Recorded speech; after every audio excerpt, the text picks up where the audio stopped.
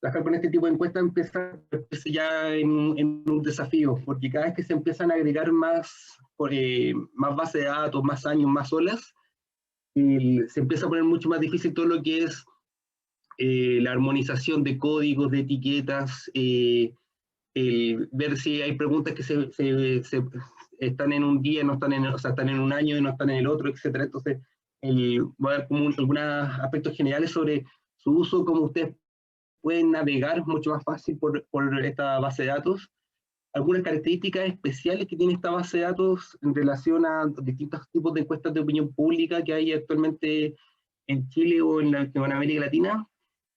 Muy brevemente vamos a ver algunas bases conceptuales de los datos panel, esto que significa cómo operar con base de datos en 3 dimensiones, y finalmente vamos a hacer una pequeña introducción sobre cómo empezar a analizar, el SOC en R. Si me paso mucho el tiempo en esta sesión, vamos a ver esto un poquito más en detalle dentro de la última sesión, que es la de ejercicios prácticos, pero realmente ya está todo aquí. Por último, y se me está quedando en el tintero, yo les acabo de mandar un correo con un drive con todos los materiales de esta sesión. No sé si están viendo mi Google Drive, pero bueno, si no lo están viendo, o sea, lo que ustedes deberían estar pudiendo ver eh, serían estas 4 carpetas, que serían las sesiones, que son las sesiones de hoy día, de mañana, el ejercicio práctico, la bibliografía recomendada del curso, y por último están las bases de datos del SOC, que son las bases de datos pegadas desde el 2016 al 2019, con sus cuestionarios respectivos y la documentación. Entonces, eso para que le puedan echar una mirada. Eso. Y volvemos a la presentación. Instrucciones generales del SOC. Bueno, la encuesta, el SOC, a diferencia de otras encuestas de panel que existen, como la encuesta de primera infancia, la encuesta longitudinal o el estudio longitudinal de primera infancia, la ELPI, o la encuesta de protección social, que son, digamos, las otras dos más grandes encuestas longitudinales más grandes que tiene Chile. Este tiene un enfoque más específico en opinión pública, y todo su diseño está asociado, digamos, al estudio de opinión pública, como podría ser la encuesta CEPA. Entonces, el objetivo, digamos, como mucho más genérico y muy asociado también al centro COES, es estudiar el nivel de convivencia, de cohesión y de conflicto que ocurre a lo largo de la sociedad, que está en la sociedad, y cómo este transcurre a lo largo del tiempo, y particularmente con ejes en los siguientes módulos o temas analíticos, que son a su vez los módulos por los que se organiza la encuesta. Primero, ciudadanía y democracia, que son, digamos, donde se encuentran las principales preguntas, por ejemplo, que ustedes pueden encontrar en una encuesta de opinión pública, de política, en términos generales, como interés en política, variables, o sea, posición izquierda-derecha,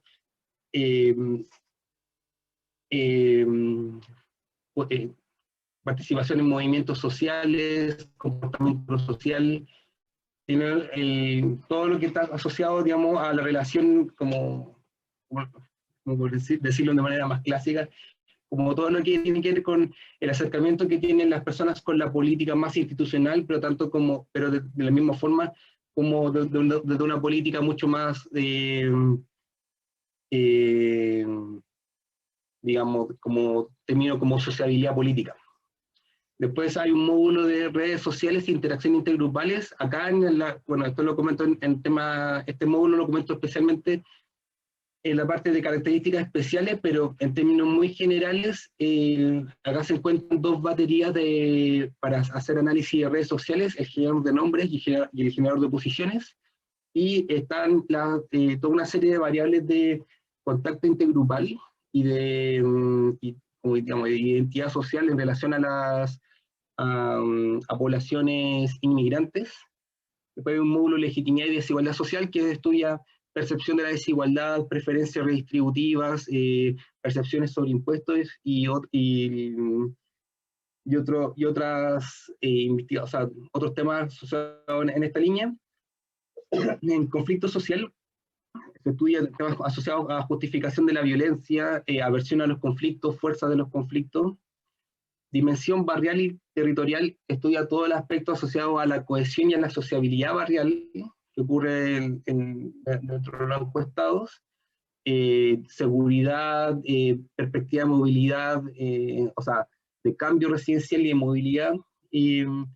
Salud y bienestar es todo un módulo en el que se estudia bienestar subjetivo, estado de salud, sintomatología depresiva, tiene bastantes indicadores muy interesantes, o sea, que pueden ser muy interesantes generar para ver como evaluación de salud. Y finalmente un clásico módulo de caracterización sociodemográfica, donde además de eso, de las clásicas variables de sexo, edad, de educación, ingresos, también se encuentran variables con las que se pueden medir clases sociales y calidad de empleo, entre otras. Por avanzar relativamente rápido, por esta parte, bueno, este es un estudio que se aplica año a año, es anual. En general, las aplicaciones desde el 2016, que inició este estudio, hasta el 2018 ha sido la medición entre julio y noviembre. La cuarta aplicación que se aplicó después, justo después del estallido social, es el 21 de noviembre del 2019. Nosotros técnicamente íbamos a salir a terreno el 19 de octubre del 2019. Bueno, la historia quiso otra cosa y al final tuvimos que dejar en pausa el estudio. De hecho, en la cuarta ola del 2019 se integraron más preguntas que permiten recabar de manera más comprensiva algunos aspectos o alguna hipótesis que se ponen en juego en relación al estallido social. Y bueno, y esto se aplicó de noviembre a marzo. Ahora, en la misma circunstancia, la encuesta asociada al 2020 está actualmente también saliendo a terreno, recién en el 2021, entonces le podemos dar más noticias de eso durante el año.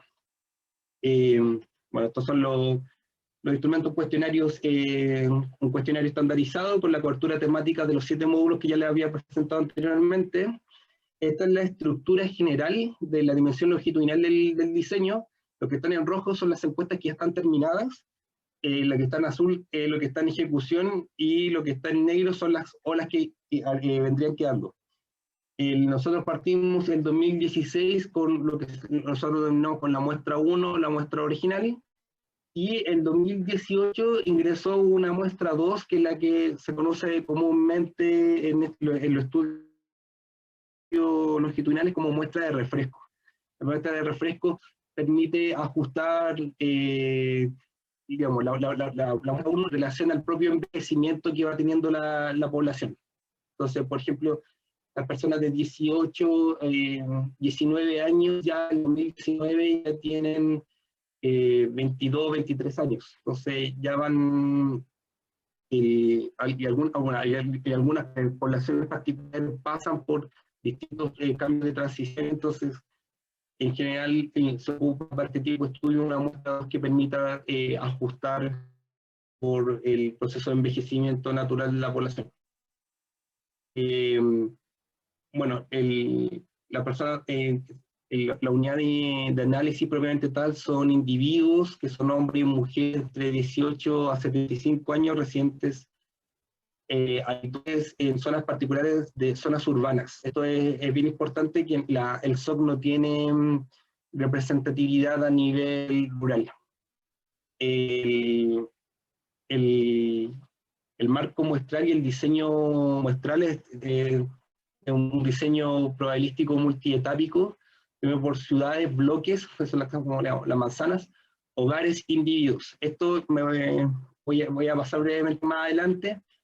La característica particular del diseño muestral del SOC, que es de bloques de manzanas, que hay una característica especial de que los clústeres, digamos, esta es la unidad de clúster de todo diseño como digamos, estándar de encuesta, pero la gracia de estos bloques es que se fijó con mayor dispersión sobre el territorio. Y al tener mayor dispersión sobre el territorio, lo que hace quizá un poco más caro el encuesto, porque, digamos, que se haga la encuesta, porque los encuestados no están tan juntos como para irlo a encuestar en una sola ronda, sino que están mucho más dispersos. Esto hace que al cubrir temas más territoriales, o sea, ocupar mucho más territorio, la información territorial que podamos eventualmente rescatar de los encuestados es mucho más rica. Entonces, eso es una de las particularidades también del diseño. Respecto al acceso de bases de datos, todas las bases de datos están en el siguiente enlace, que es en el database de Harvard. O sea, actualmente está en la 2016, 2017 y 2018. Esperamos a principios de marzo poder subir la 2019 y también una base de datos en 4 bases de datos. Entonces, bueno, una de las gracias de que estén ahora aquí en el curso es que ustedes pueden tener acceso a estas 4 bases de datos ya pegadas y relativamente consolidadas. Pero cualquier cosa también se pueden encontrarlo en ese lugar. Bueno, uno de los aspectos más importantes que a tratar y a considerar dentro de los estudios longitudinales tiene que ver con temas de atrición. La atrición se define por, digamos, la pérdida sistemática que van perdiendo estos tipos de estudios por, digamos, o sea, de participantes a lo largo del tiempo. Nosotros, para poder vislumbrar eso, nos fijamos un objetivo, una muestra de objetivo inicialmente para el 2016 de 3.000 casos, cosa que al final logramos llegar alrededor de 2.927, y estas son las muestras que fuimos logrando año a año.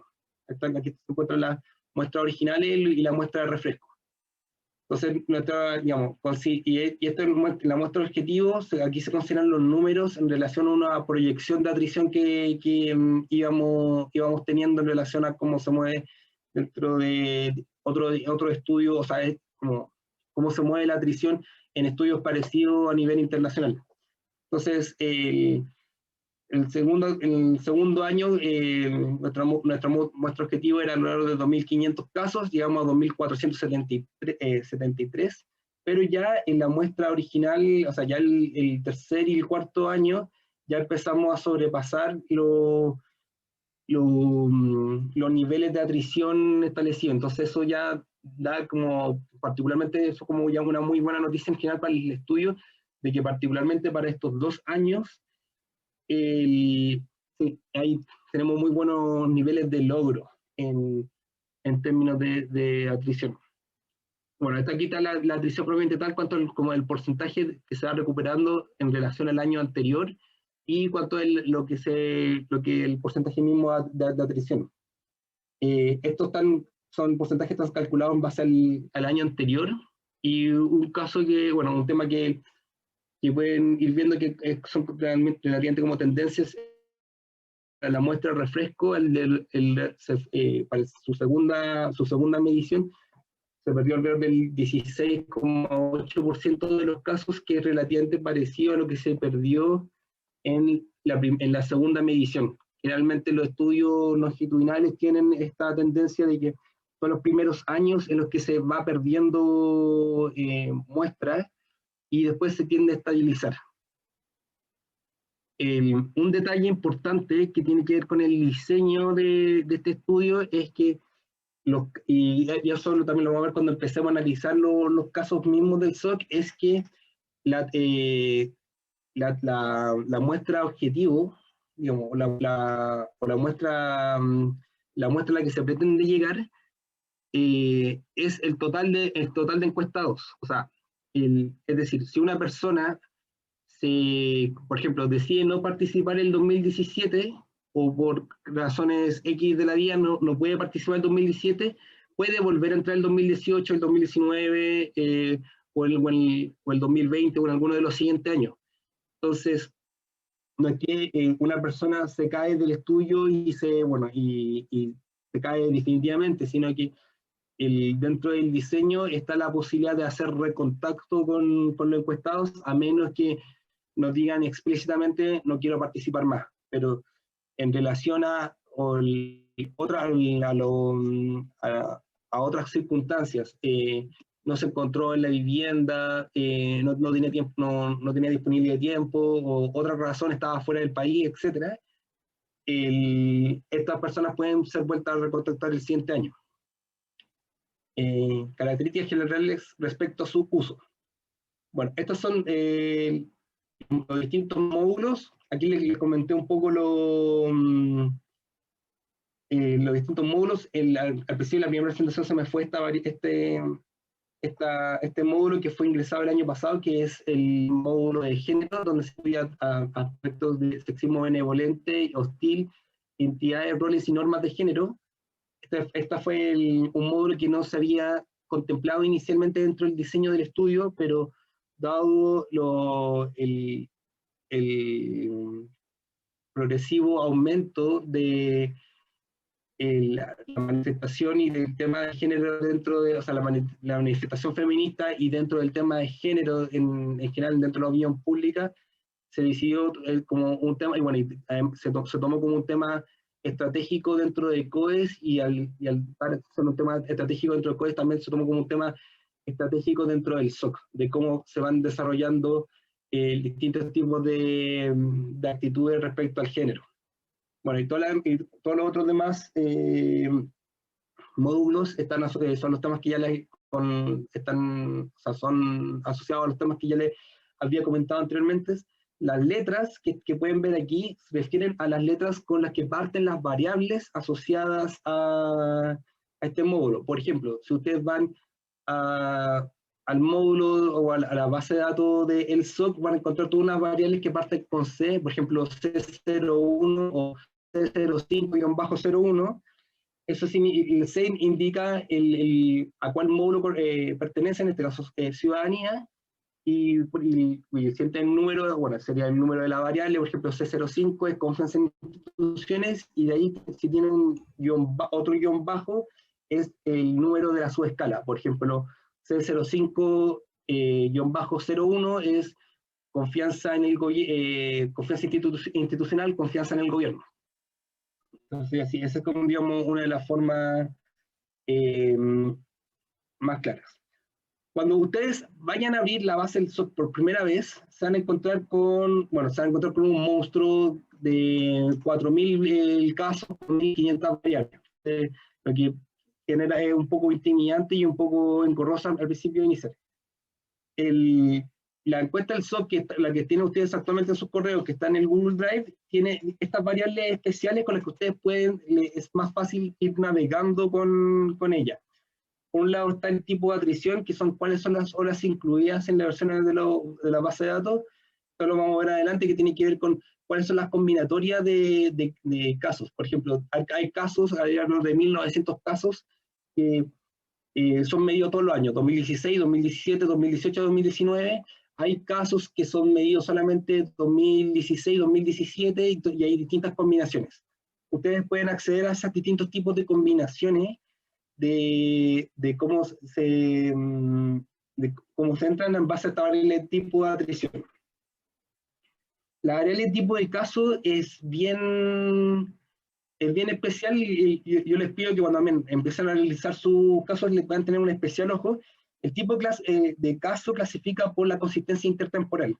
Como para los que ya quizás tengan alguna experiencia pegando bases de datos, se van a encontrar con situaciones como, por ejemplo, que las personas cambian de sexo, o un año tienen 30 años y el siguiente tienen 18 y el siguiente tienen 60.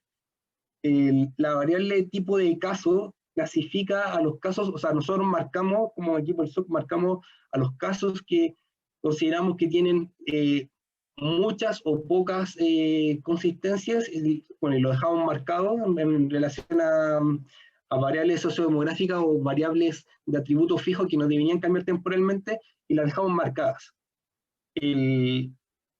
Ahí es decisión de cada uno de los investigadores ver qué hace con los casos inconsistentes, si decide derechamente excluirlos o decide abiertamente ver si puede generar algún tipo de imputación o tomar algún tipo de decisión más metodológica respecto a qué hacer con los casos que son inconsistentes.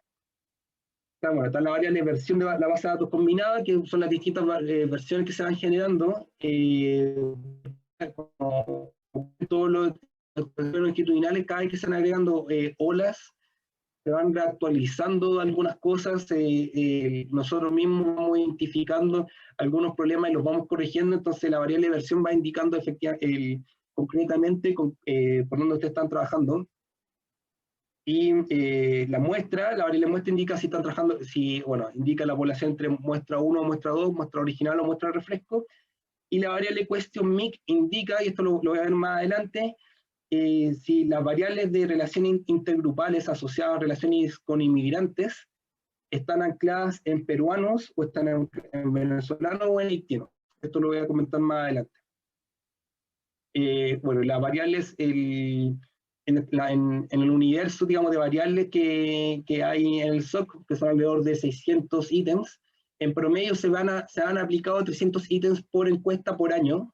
Esto se va a ir reduciendo en los próximos años, y estas variables tienen distintos tipos de atributos, si son permanentes, es decir, se preguntan todos los años, son de atributo fijo, es decir, se preguntan solamente una vez, o son intercalados, se preguntan en año por medio, ya sean años pares, digamos, 2018, 2020, o años impares, digamos, 2017, 2019.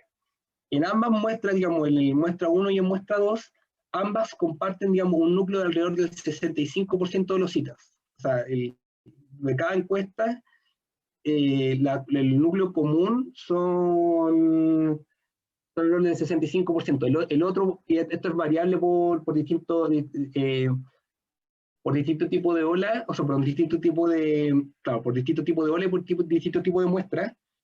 Y esto es porque, por ejemplo, la muestra 1 tiene un objetivo como más subyacente de analizar, digamos, las grandes transformaciones como a lo largo de los 8 años, es decir, las variables de la muestra 1 tienden a ser un poquito más estructurales, mientras que la muestra 2 tiende a tener un objetivo un poquito más contingente. Es decir, la muestra 2 tiene un objetivo mucho más asociado a analizar, estudiar qué pasa con, por ejemplo, la emergencia del movimiento feminista, estallido social, pandemia, entre otros. Como la muestra 2 tiene como carácter un poquito más contingente que pueda responder de manera que permita monitorear o estar pesquisando qué está ocurriendo dentro de la sociedad. Entonces, y por eso es que no necesariamente muestra 1 con muestra 2 coinciden exactamente en sus respectivos cuestionarios, como también lo pueden revisar en la documentación que le mandamos. Características especiales. Aquí hay 3 características especiales que vale la pena comentarles, que hacen que esta encuesta sea distinta a otro tipo de encuesta de opinión pública, además de tener su dimensión longitudinal. Por un lado, que la inclusión de 2 baterías para estudiar el entorno y la influencia social desde una perspectiva de redes egocéntricas. Estas son específicamente el generador de posiciones, que es la batería R01, y el generador de nombres. El generador de posiciones es una batería de preguntas que como considerando que una persona es conocido, si usted sabe su nombre y pueden tener una conversación en la calle de alrededor de 5 minutos, ¿me podría decir cuántas personas usted conoce que sean abogados, empresarios, gerentes, mapuches, gays, de la UDI, Partido Comunista, o sea, y toda una serie de distintos grupos sociales?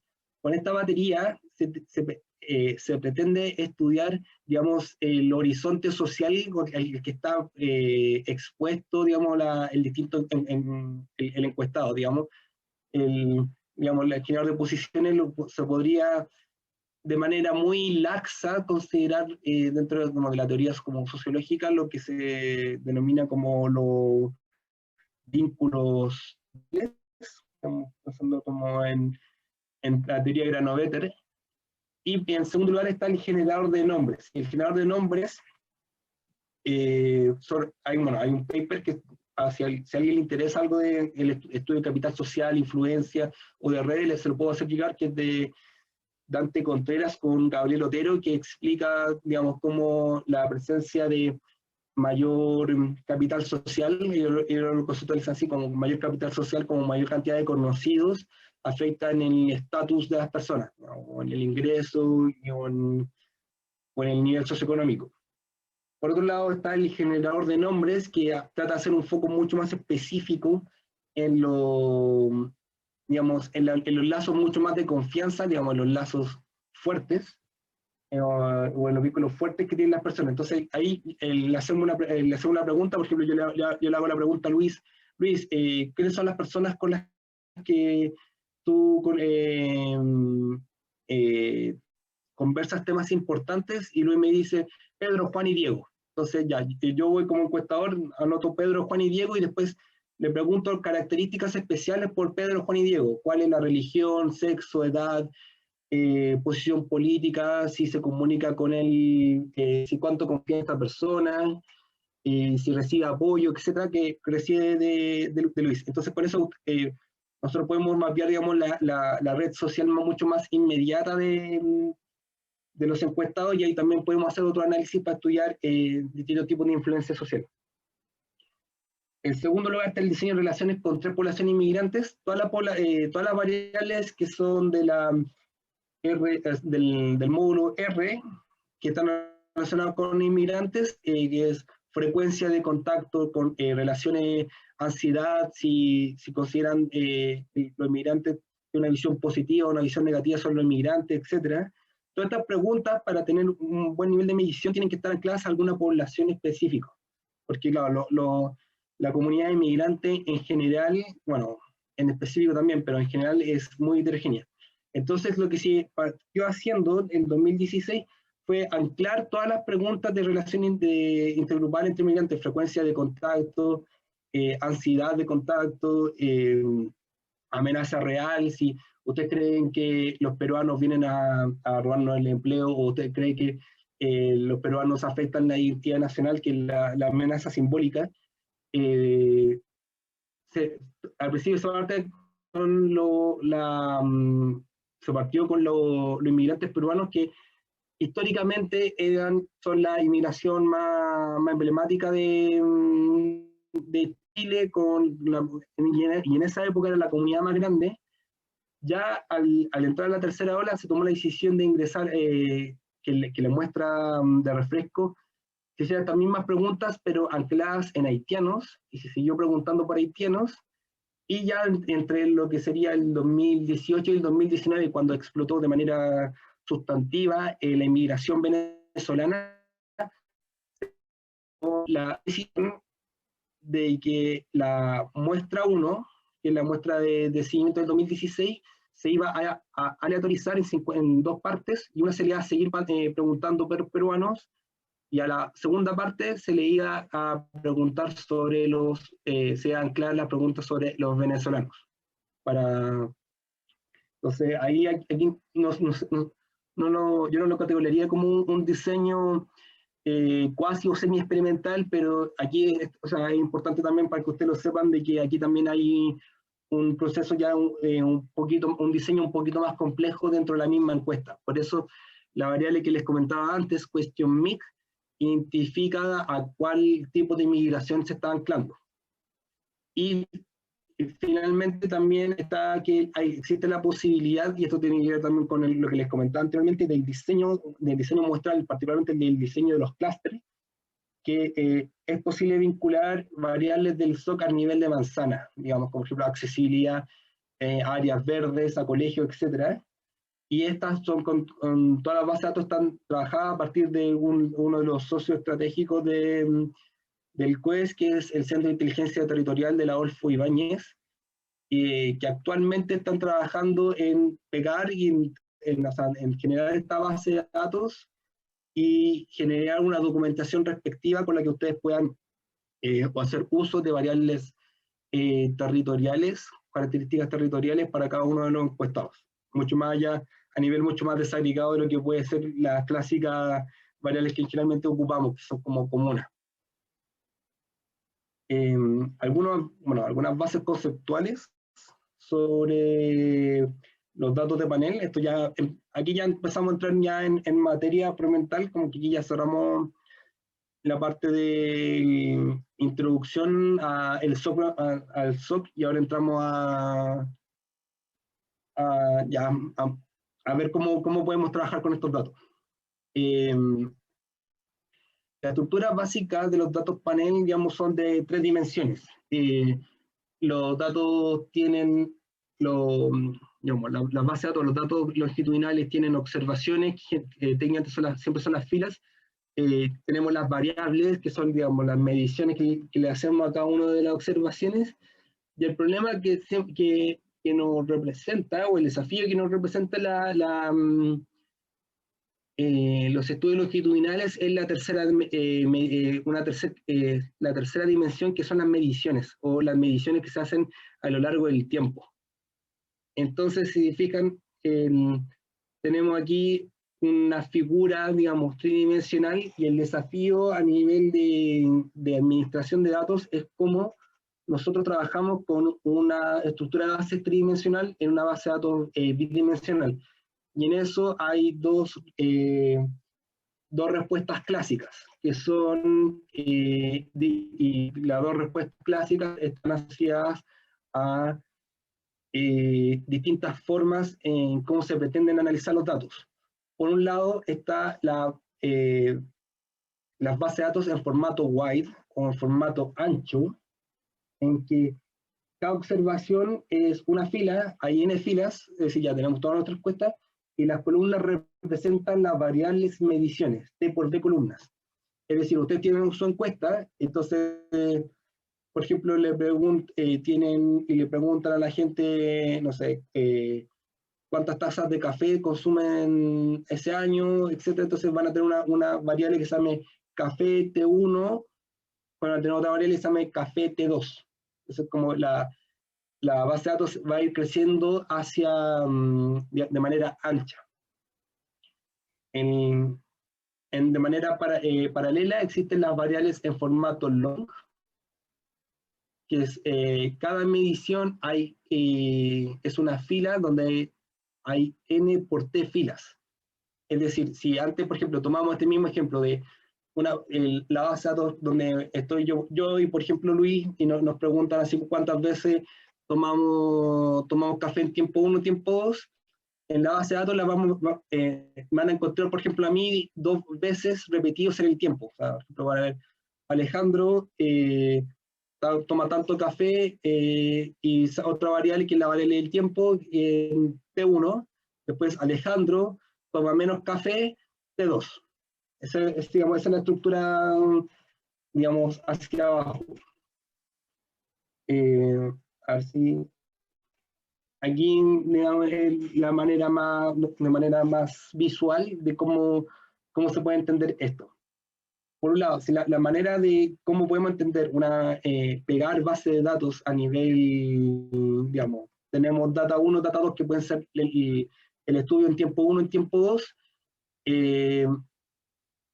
la forma en cómo la podemos entender en formato wide es entendiendo la forma de un merge o de fundir datos en base a una variable que generalmente el folio del encuestado o el identificador del encuestado. Entonces, lo que generalmente en los merge le pedimos en términos de análisis es que me pegue la base de datos,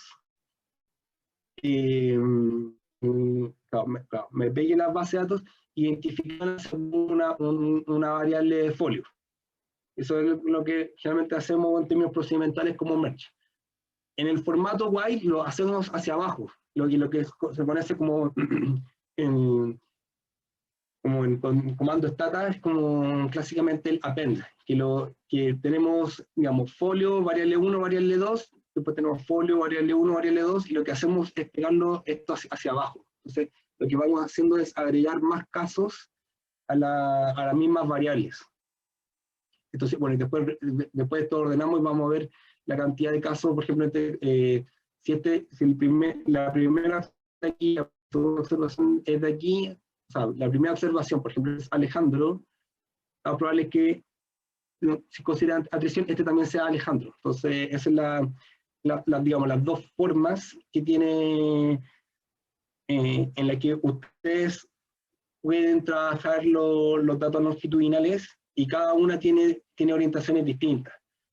Por un lado, esta forma de entender la base de datos está mucho más asociada a estudios más correlacionales, y por otro lado, y, digamos, mucho más, y a mi juicio incluso dentro un poco más de la escuela de la estadística asociada a la psicología, que tiene que ver mucho más con modelos de ecuaciones estructurales, que trabaja más en este tipo de formato, mientras que digamos, dentro de la escuela de lo que es la econometría, o la escuela estadística mucho más asociada a la economía, digamos, es más el estándar, que es el trabajo con datos long. Entonces, donde aquí el año es la variable año se convierte en una característica especial y relevante. Entonces, para resumir un poco, esto es lo que cuando hacemos la transposición o la transformación de base de datos de wide a long o de long a wide, hacemos lo siguiente. Tenemos las distintas observaciones con las distintas variables, y tenemos estas mismas observaciones que se repiten X e Y veces, y con sus respectivos valores, 1 y 2. Entonces lo mismo, tengo aquí la observación B, que se repite en tiempo X y en tiempo E, 3 y 4. Entonces tengo la observación B en tiempo X, 3, B en tiempo Y, 4. Digamos, esta es la estructura de, digamos, la parte más conceptual de lo que tiene que ver con el trabajo mismo de la base de datos. Y con eso llegamos hasta empezar a analizar el SOC con R. No sé si alguien tendrá alguna duda o consulta antes de, porque en 15 minutos, pero ¿hay alguna duda que hayamos podido ver? Si no, bueno, si no, la puedo revisar después del break, y puedo hacer un pequeño disclaimer. Alejandro. Perdón. Vamos. Sí, adelante. A ver. Disculpa, una consulta cortita. Me quedó claro que explicaste las dos formas, pero ¿cuál es la forma que suelen usar ustedes en el SOC para ese tipo de variables? Ahí te había dejado escrito como lo que yo tengo como percepción en base a las distintas bases de datos que me ha tocado ver, digamos. Pero no me queda claro cuál es el que utilizan directamente ustedes, o es indirecto y utilizan los dos dependiendo de lo que estén haciendo. En general depende de lo que estamos haciendo, pero yo creo que quizás la forma más intensa, o sea, lo que trabajamos de manera más intensiva es que, bueno, es que mucho de lo que estamos haciendo, por ejemplo, a veces nosotros más como equipo técnico trabajamos mucho con análisis de consistencia. Entonces, una de las cosas que queremos ver, por ejemplo, es el nivel de estabilidad entre cada uno de los ítems, entre cada una de las mediciones que tenemos. Entonces, ahí trabajamos casi siempre con el formato wide. Pero, por ejemplo, cuando, no sé, tenemos que hacer el reporte de radiografía del cambio social, que se me fue promocionarlo, pero después les puedo mandar correo con más detalles, que son, digamos, los informes anuales que hacemos con la encuesta del SOC. Ahí trabajamos más extensivamente con la base de datos long. No sé si alguno de ustedes tiene alguna experiencia con paquetes como ggplot2. Entonces ahí ya, como para ver como cambios en el tiempo, donde la variable tiempo se convierte en un eje de los gráficos, y ahí ya uno empieza a trabajar directamente con la variable long, pero es indistinto. O sea, depende en general de la tarea con la que estás trabajando. Y a la vez también, si estamos trabajando haciendo regresiones, considerando el tiempo como una variable importante, trabajamos también con long. Eso, no Alejandro, sé si hay otra duda por ahí. sí, ¿Sí? yo te quería preguntar acá, Julio Guzmán, sobre si te pudieras extender un poco sobre el levantamiento de datos en el año 2019, porque comentaste eso del 19 de octubre, que iban a salir a campo y salieron en noviembre. Primero debe ser súper interesante mirar esos datos, obviamente, tú por ahí decías que han hecho esos estudios, por lo que significó, pero además hay algo más metodológico que nos tuvieras que contar o que está escrito relacionado a que tuvieron que cambiar la manera de recolectar los datos o algo que le impactó en la consistencia con otras rondas o algo así. Ya, sí. Sí, mira, yo creo que lo que principalmente como que afectó, entre comillas, en en términos de campo fue el tiempo, y el tiempo que nos llevó, porque generalmente como lo ponía en la diapositiva, nosotros partimos entre julio y noviembre, hacemos los terrenos. Esto implicó el terreno partió en noviembre y llegamos hasta marzo, incluso hasta algunos casos como para terminar la encuesta, que se hicieron antes, pero para terminar la encuesta, incluso en algunos casos llegamos en abril. Entonces, por un lado, ahí afecta algo, ahí claro, afectó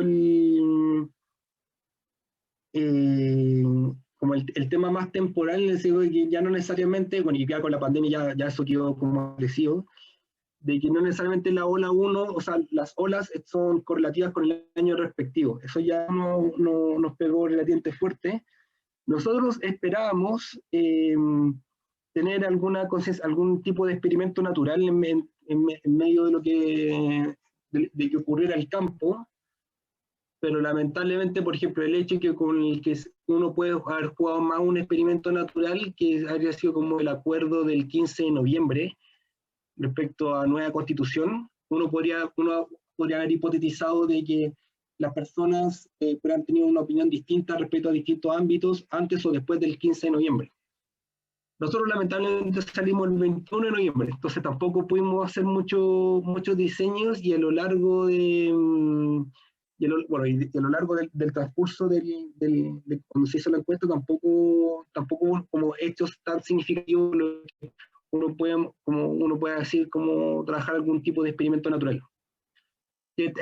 Existen como dentro de la encuesta, existen como hechos concretos que tienen efectos existen efectos, son relativamente débiles, que como por ejemplo son septiembre y son cuando Chile, o el fallo positivo ante la Haya frente a Bolivia. Hay algo cosas en esa línea, pero en general son relativamente débiles.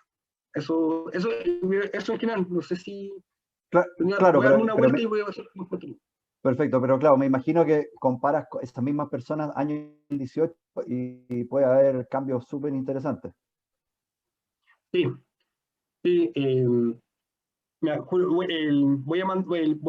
que me quedan 10 minutos para seguir avanzando, Sí, pero... perdona, gracias en todo caso. Sí, no, sí, pero voy a enviar dentro del correo el último reporte que nosotros hicimos fue el informe del 2020 del reporte de radiografía del cambio social, que es donde mostramos los cambios que ocurrieron en esta encuesta entre el 2000, bueno, de los años anteriores y el 2019. Ahí hay más detalles de cómo podemos trabajarlo, pero me queda esto y quiero avanzarlo. Igual probablemente me va a quedar un poco más para la sesión práctica, la última sesión, pero me gustaría dejar algunos conceptos instalados. De todas formas podemos ir conversando.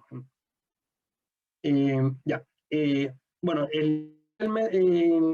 vamos a trabajar en R. Yo les voy a mandar esto en breve con los respectivos materiales, pero estos son, digamos, los paquetes que generalmente vamos a utilizar digamos, en estos talleres. Los activamos y, bueno, cargamos la base de datos. Este ejercicio ustedes lo pueden hacer con la base de datos que tienen en su drive, que son el SOC Y 2016-2019, versión 1.0.r. También está una versión en Stata, si alguien la quiere cargar en Stata. Después veamos el LED para que no sea tan largo y sea más fácil manipular y trabajar con código.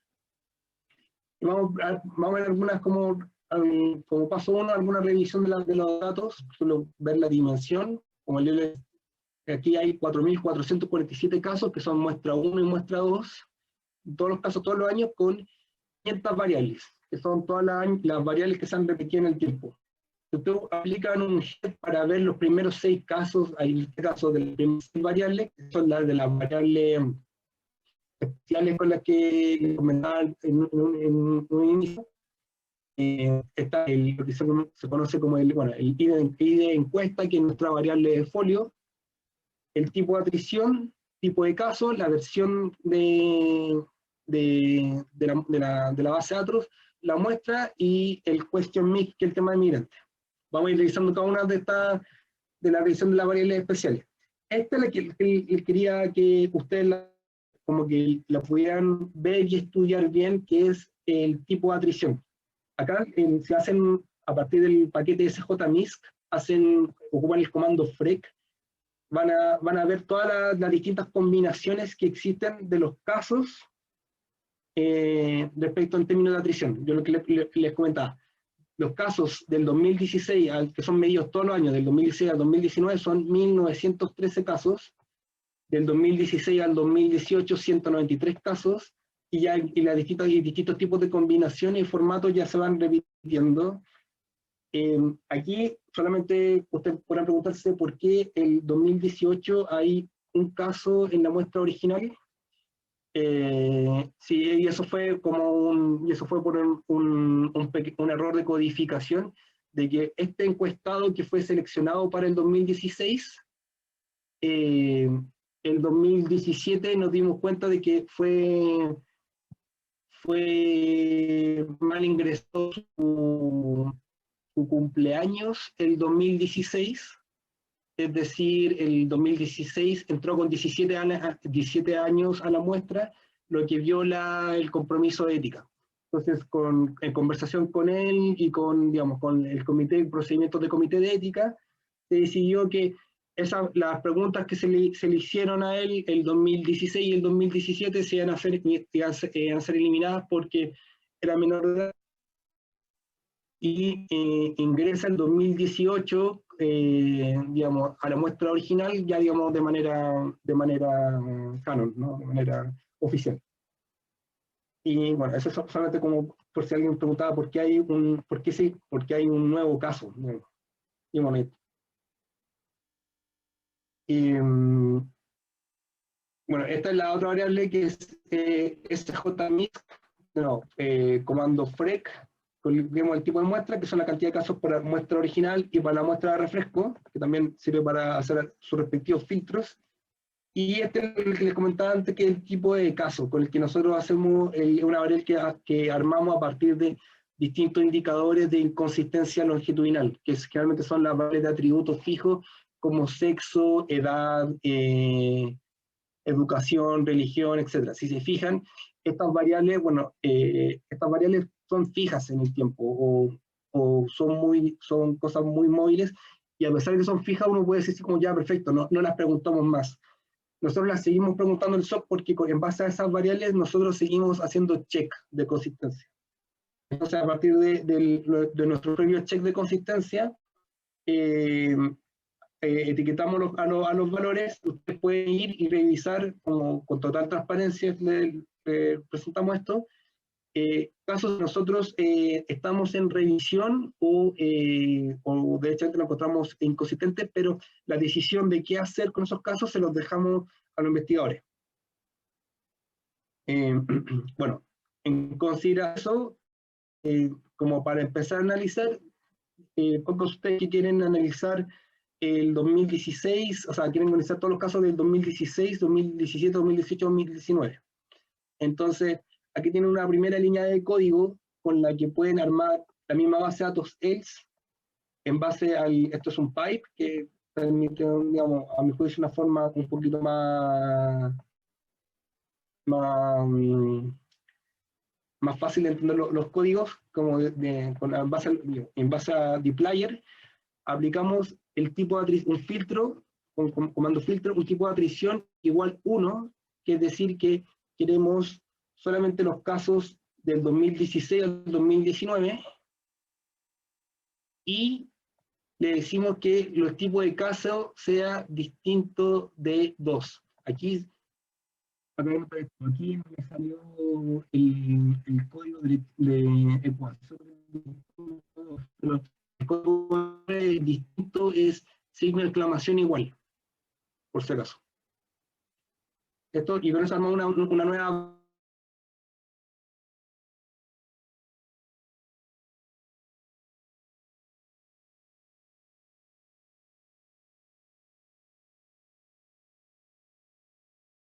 a la izquierda-derecha, valoración de movimientos sociales y estatus social subjetivo. Aquí, a partir del paquete panel R, o sea, que es una función que permite hacer distintos análisis y trabaja con altos niveles de administración de base de datos, podemos trabajar base de datos que, si ustedes la cargan, la que está actualmente disponible es una base de datos versión wide.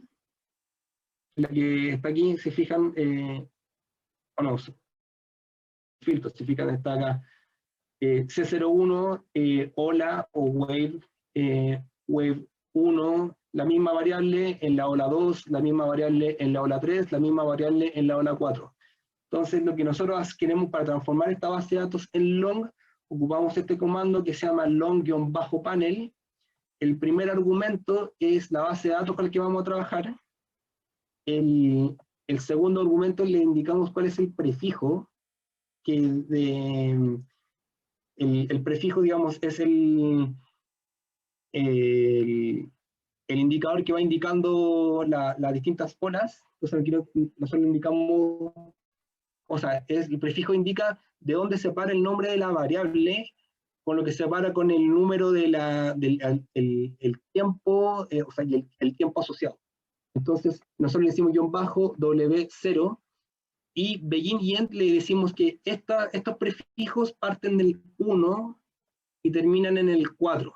Entonces, eso le indica que tiene que hacer la transformación de cada caso para 4 tiempos.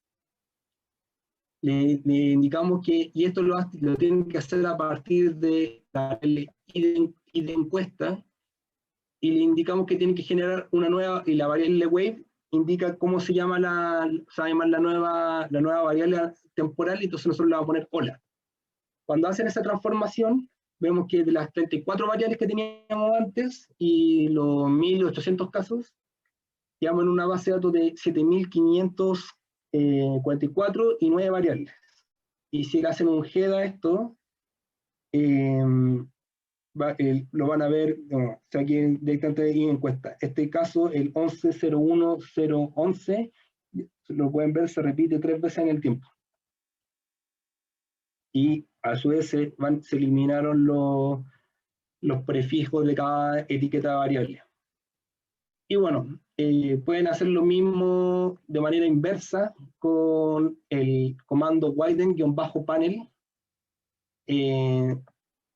que es un poco más fácil, que le tiene que indicar cómo se va a llamar el separador, el prefijo, y los otros comandos sí tienen que ignorar algunos atributos que son fijos o algunos que son nulos. De todas formas, aquí está el link. Si ustedes aprietan este link de panel R, van a encontrar mucha mayor documentación sobre transformación de las bases de datos. Y yo creo que me quedo hasta ahí. Me quedan 4 Alejandro, si te parece, como dejo unos minutos, unos 2-3 minutos para responder las consultas en el chat. Ya. Ya. Déjame ver si no encuentro el... ¿Dónde está el chat? Ya.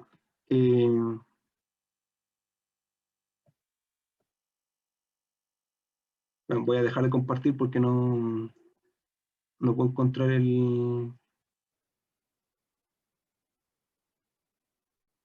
Ya. Bueno, Edgardo ha respondido un par de preguntas. Bueno, Edgardo es otro de los otros asistentes técnicos dentro del estudio. Ya pregunta que de Verónica dice, cuando hacen merge de los datos de las olas, ¿cómo marcan las discontinuidades o atrición? Quiero una variable que marca la pérdida de datos. Ya, eso cuando hacen merge de los datos de las olas, ¿cómo marcan las discontinuidades o atrición? Lo que hacemos, en términos completos, podemos ver en el ejercicio mañana, lo que hacemos es ver un comando dentro de R que se llama, bueno, dplyr, y ocupamos la función full joint, que permite, porque existen distintas formas en base a la teoría de conjuntos en que ustedes pueden hacer merge de los datos, que son pégame todos los datos completos de una base a la otra, o de la otra a la base, o pégame todos los datos. Y lo que nosotros hacemos es hacer un full join, que pégame todos los datos, y si no encuentras el folio respectivo en la otra base de datos, rellénamelos con NA. Entonces, a partir de eso, podemos ir viendo cuáles son los casos que van teniendo distintos tipos de discontinuidades. O sea, la base de datos que ustedes tienen como abierta es una base que se conoce como, o nosotros la denominamos como full joint, que se pegan todos los datos. A ver si... Ya, esto también es una pregunta de Pablo Guzmán, que dice, considerando el contexto de pandemia COVID-19, ¿hubo cambios en la técnica de recolección de datos para la versión 2020 que se encuentra en ejecución? De hecho, sí, nos pasamos hacemos la encuesta general, todos los años anteriores se hizo cara a cara, versión CAPI, y ahora va a ser versión CATI. Es decir, va a ser versión vía llamado telefónico, lo que involucra dos cosas. Uno, que tuvimos que reducir de manera extensiva el número del cuestionario a un número mucho más pequeño, y sobre incluso ese número más pequeño partimos el cuestionario en dos partes. O sea, la encuesta se va a aplicar telefónicamente en 2 llamados. En promedio nosotros esperamos que en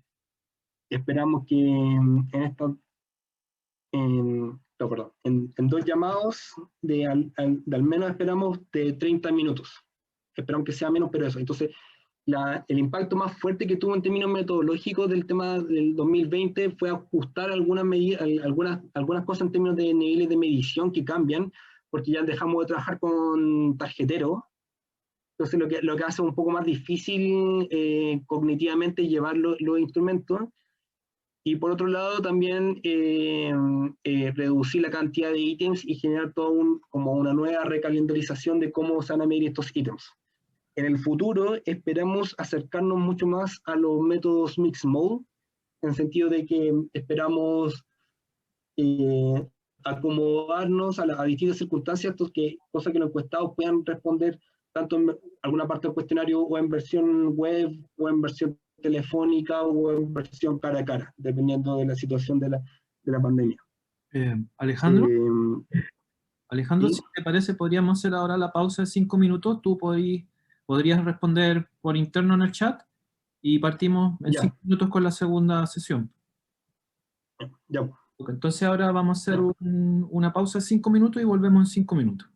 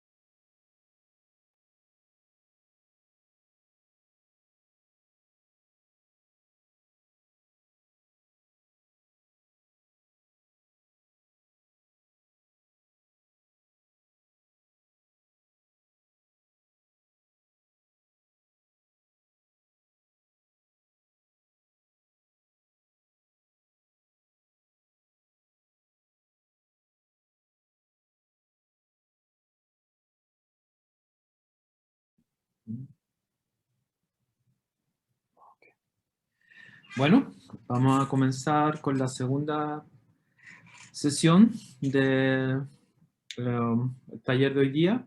Me presento, yo soy Luis Maldonado, profesor del Instituto de Sociología de la Universidad Católica, y en esta segunda sesión y también la sesión tercera son más bien ya asociadas a contenidos estadísticos, en donde yo les voy a presentar los conceptos más básicos para introducirse al análisis de datos de panel desde el punto de vista de ciencias sociales.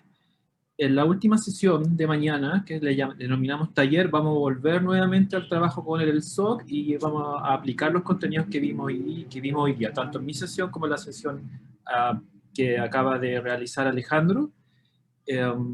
Bueno, la dinámica más o menos de la sesión que a continuación voy a hacer es la siguiente. Voy a primero exponer 20 minutos, después voy a dejar unos 5 minutos para consulta y después volvemos a hacer otra sesión de 20 minutos. De todas maneras, ustedes pueden ir haciendo sus consultas en el chat, o si alguien se anima también puede abrir el micrófono, ¿ya? Yo no tengo problema con que me interrumpa o pueda presentar sus consultas. Les presento la ruta de hoy día. Estos son más bien conceptos ya más, digámosle, un poquillo más teóricos. Ya no vamos a ver específicamente la estructura del SOC. El rol de eso era la primera sesión y después vamos a agregar una última sesión de taller para tratar de juntar los contenidos. Les cuento. El primer tema es algo que ya vio Alejandro, que es sobre el tema de los manejos de datos panel. Solo voy a recordar los conceptos más importantes, repasarlos, reforzarlos, y ahí si salen dudas, por favor, hagan sus consultas. Luego nos vamos a pasar en la parte 2 a lo que se llama modelamiento de datos de panel, que es básicamente presentarles cómo se puede formalizar estos tipos de datos a la hora de analizarlos, particularmente en el contexto de un análisis de regresión, y para ello vamos a ver el primer modelo, que es uno de los modelos más básicos para analizar datos de panel desde un punto de vista de análisis de regresión, que se llaman primeras diferencias, y el último modelo se refiere a efectos fijos, que es un modelo bien importante, ya en ciencias sociales para analizar datos de panel. Yo creo que hoy día lo vamos a introducir y mañana lo vamos a volver a retomar. Hoy día más bien es un acercamiento más bien teórico, y la clase de mañana vamos a hacer una aplicación a estos datos. En la carpeta o en el drive que nosotros les subimos, existen los datos del SOC, pero también hay unas bases de datos que yo voy a ocupar en la clase de mañana para ejemplificar estos modelos, que son unas bases de datos más chiquititas, típicas de manual, que no son reales, pero yo creo que son muy buenas para entender los conceptos básicos de los modelos que vamos a ver. Así que voy a comenzar. Bueno, lo primero, reforzar la idea de que nos dijo Alejandro. En primer lugar, que nosotros tenemos observaciones repetidas. En el caso del SOC son personas que tenemos para una misma persona varias observaciones en el tiempo. Sin embargo, este tipo de estructura es generalizable a distintos tipos de formatos. Ustedes pueden ser personas tiempo, pueden ser estudiantes colegio, pueden ser trabajadores de organizaciones, pueden ser personas países. ¿Ya? Me hace una consulta si efectivamente se está grabando el video por si acaso, y lo vamos a dejar a disposición. Importante, tenemos 3 dimensiones. Primero vamos a tener unidades I. Con esa I minúscula en general se representan en los manuales de estadística a las personas, que va de 1 a n, ese serían los entrevistadores del SOC. Además, vamos a tener variables, importante, lo vamos a tocar ahora, vamos a tener variables que se denominan constantes en el tiempo y variables que cambian en el tiempo, y finalmente vamos a tener mediciones en el tiempo. Entonces, ¿cómo esto se puede representar en una base de datos? Alejandro ya se refirió a estos formatos, así que ahora solo los repaso. Estos nombres, wide, long, los dejamos en inglés porque son los términos que se utilizan en la literatura, ¿ya? Ahora, obviamente ustedes pueden traducirlo, eso ya cada uno en su gusto. Acá, por ejemplo, estamos viendo el formato wide. Wide es básicamente la típica base de datos transversal. Piensen, por ejemplo, en la encuesta CEP, en la encuesta CACEN u otra encuesta. Ese se llama el formato wide. Una cosa importante del mundo de los datos de panel es que las variables tienen una etiqueta, pero junto a la etiqueta propia de la variable tiene el designado la ola a la cual se está refiriendo. La ola se refiere a la encuesta particular en el punto del tiempo. Por ejemplo, acá ustedes tienen una variable que va a identificar, que es el identificador. Por ejemplo, el individuo número 1. Luego, esta variable de acá es el número de niños pero para el año 84, y esto es bien importante, fíjense que ahí tiene un 84. Esto en términos prácticos es relevante reconocer ese valor, puesto que es el que permite pasar después de la base de formato wide a la base de formato long. Si tienen tiempo, lo pueden ver hoy día y mañana lo repasamos. Fíjense que cuando el Alejandro ocupó el comando de long, de R, efectivamente había un guión y ahí aparecía un numerito. Bueno, ese numerito es importante, puesto que si no lo tienen, no van a poder pasar la base de datos de formato wide a formato long. Acá tenemos los niños en el 85, los niños en el 84 y así sucesivamente. No, disculpen, la educación en el 84 y la educación en el 85. Entonces, ¿qué es lo que tenemos? Tenemos n individuos y para cada individuo tenemos t mediciones. En este caso son 2 puntos en el tiempo. Ya serían 2, el año 84 y el año 85. Y la matriz de datos del formato wide, bueno, n filas y b por t. Ok, quizá lo más novedoso para el tema del análisis longitudinal es cómo se representa el otro formato, que es el formato long. En general, los modelos de regresión que les vamos a mostrar ocupan las bases de datos en formato long. ¿Ya? La ocupan en formato long, no la ocupan en formato wide. Y ahí yo les voy a explicar por qué en general ocupan estos modelos de regresión las bases de datos en formato long. Básicamente el formato long, ya lo vieron con un ejemplo del SOC, y aquí viene un ejemplo más general, que es lo que tenemos. Para cada persona, si ustedes se fijan, va a estar repetida. Entonces ahí el individuo 1 está 2 veces en la base de datos. En el formato wide el individuo 1 solo está una vez, que es una sola fila. Mientras que en el formato long, aquí por ejemplo tenemos 2 filas para el individuo 1. Para cada individuo vamos a tener la observación el 84 y el 85. Esto ustedes pueden ver en cierto modo los formatos de panel, que sería el formato long, es una mezcla de 2 bases de datos. Por un lado, una base de datos transversal, que sería por ejemplo acá la observación para el año 84, pero para cada unidad, para cada individuo vamos a tener una serie de tiempo, que va en este caso del 84 al 85, y el SOC que va a llegar a tener 8 observaciones. Y luego tenemos observaciones, como en este caso el número de personas, y luego el número, la educación. Por ejemplo, para el individuo 4, tenemos que el año 84 tenía un niño, y el año 85 tuvo 2 hijos, y su nivel de educación permaneció constante, que era de 8 años.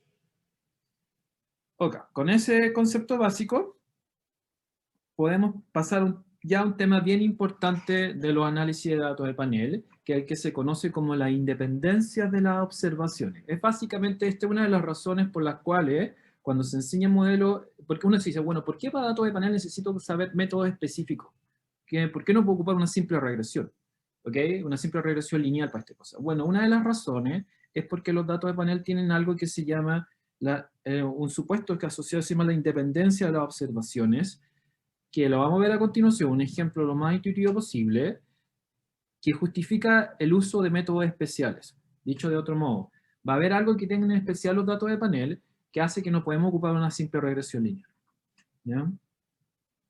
Entonces voy a pasar a este segundo contenido de la independencia de las observaciones.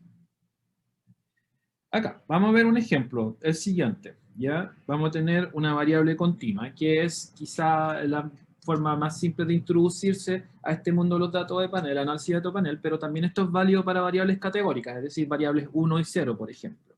Acá tenemos, fíjense, un ejemplo desde el año 80 hasta el año 87. ¿Ok?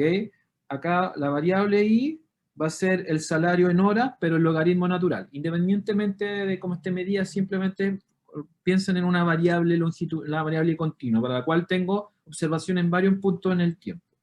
Entonces acá están los promedios del logaritmo natural, está la variable original, está la desviación estándar. Lo importante, lo central acá, es este concepto que se llama correlación serial. Ya este es un concepto netamente, yo diría, dinámico de perspectiva longitudinal. La correlación serial, una forma de entenderla, hace referencia a la correlación de la variable consigo misma, ¿ya? En 2 puntos distintos en el tiempo. Repito, ¿qué es correlación serial? La correlación de la variable consigo misma en puntos distintos en el tiempo, particularmente en puntos consecutivos en el tiempo. Entonces, ¿qué es lo que nos muestra esta columna? Básicamente, lo que nos muestra esta columna son correlaciones de la variable i, en este caso el salario, o el logaritmo natural del salario, ¿Qué es este 0.454? Es la correlación entre la variable medida en el año 80 y la variable medida en el año 81. ¿Qué es esta correlación de acá, del 0.693? Es la correlación de la variable salario para el año 87 con la variable salario para el año 86. Y así sucesivamente. Esa es la correlación serial. Ahora bien, expuesto el concepto, el siguiente paso, bueno, ¿qué de especial tienen? Si ustedes ven esta columna que estoy subrayando acá, lo que van a notar es que las correlaciones son bastante altas. La más baja es de 0.454, pero hay correlaciones que pueden ser casi de 0.70. ¿Ya? Entonces, ¿y eso qué? Eso es un problema.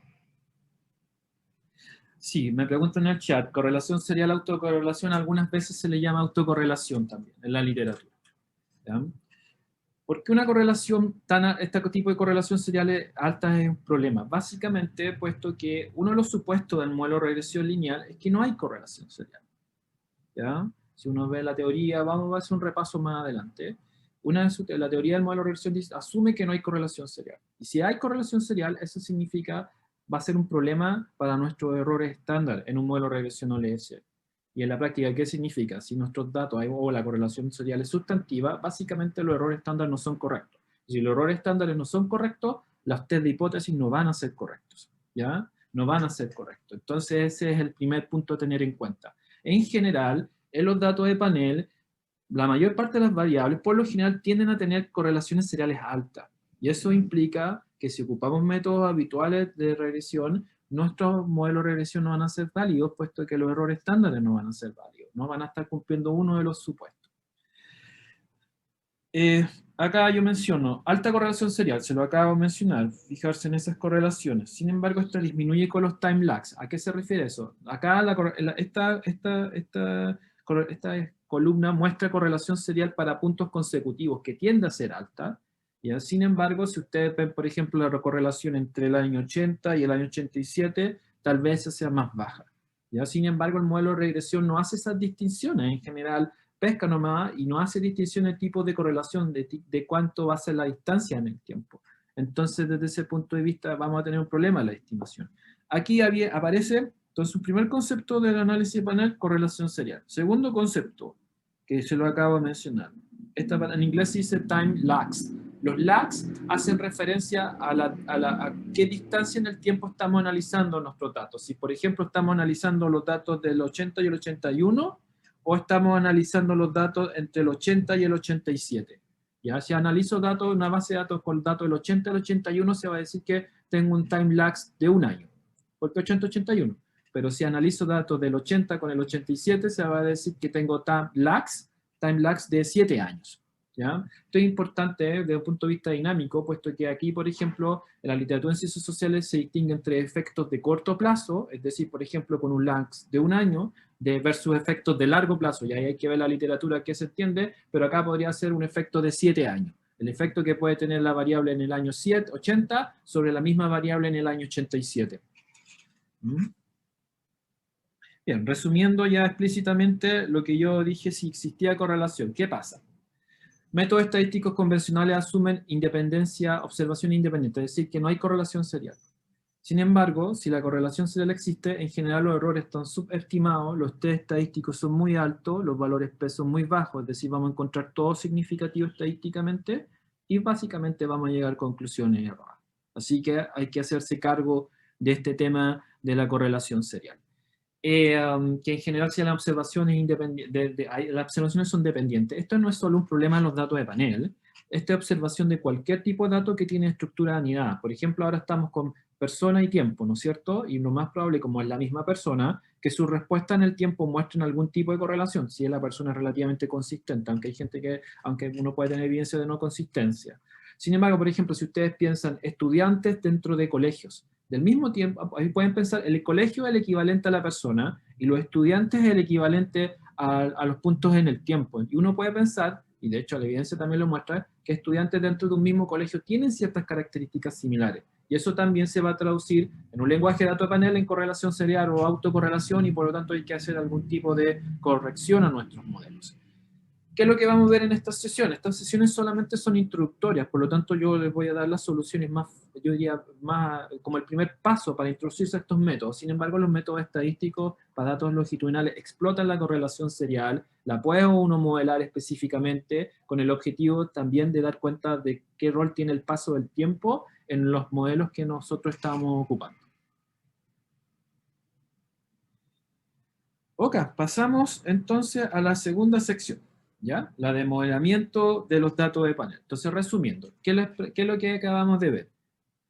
Básicamente, en primer lugar, el tema del formato wide y el formato long. Son los dos modos de representar datos en un contexto de datos de panel. El SOC entrega sus datos en formato wide y el propio investigador, según sus necesidades, los va a pasar a formato long. Ahí vimos en la sesión con el Alejandro cómo hay códigos en R para hacer esto, y en Stata también hay lo equivalente. Independencia de las observaciones. ¿Cuál es el punto? Este es el punto como para introducirse al modelamiento de datos panel. ¿Qué nos decía la independencia de observaciones? Si tú tenés tus datos en formato wide y quieres analizarlo con una regresión lineal simple o regresión lineal, pueden tener un serio problema en sus errores estándar, puesto que tal vez los datos presenten correlación o autocorrelación. ¿Ya? Así que, ¿cómo puedo darme cuenta de esto? Bueno, introducirse al modelamiento de datos de panel, que es lo que vamos a ver en esta sección número 2. Entonces partimos con una introducción al modelamiento de los datos de panel. Ok, entonces, pata. Ya. Entonces, yo les mencioné que había dos conceptos, ¿no es cierto? El primero, el de correlación serial, el segundo, los time lags.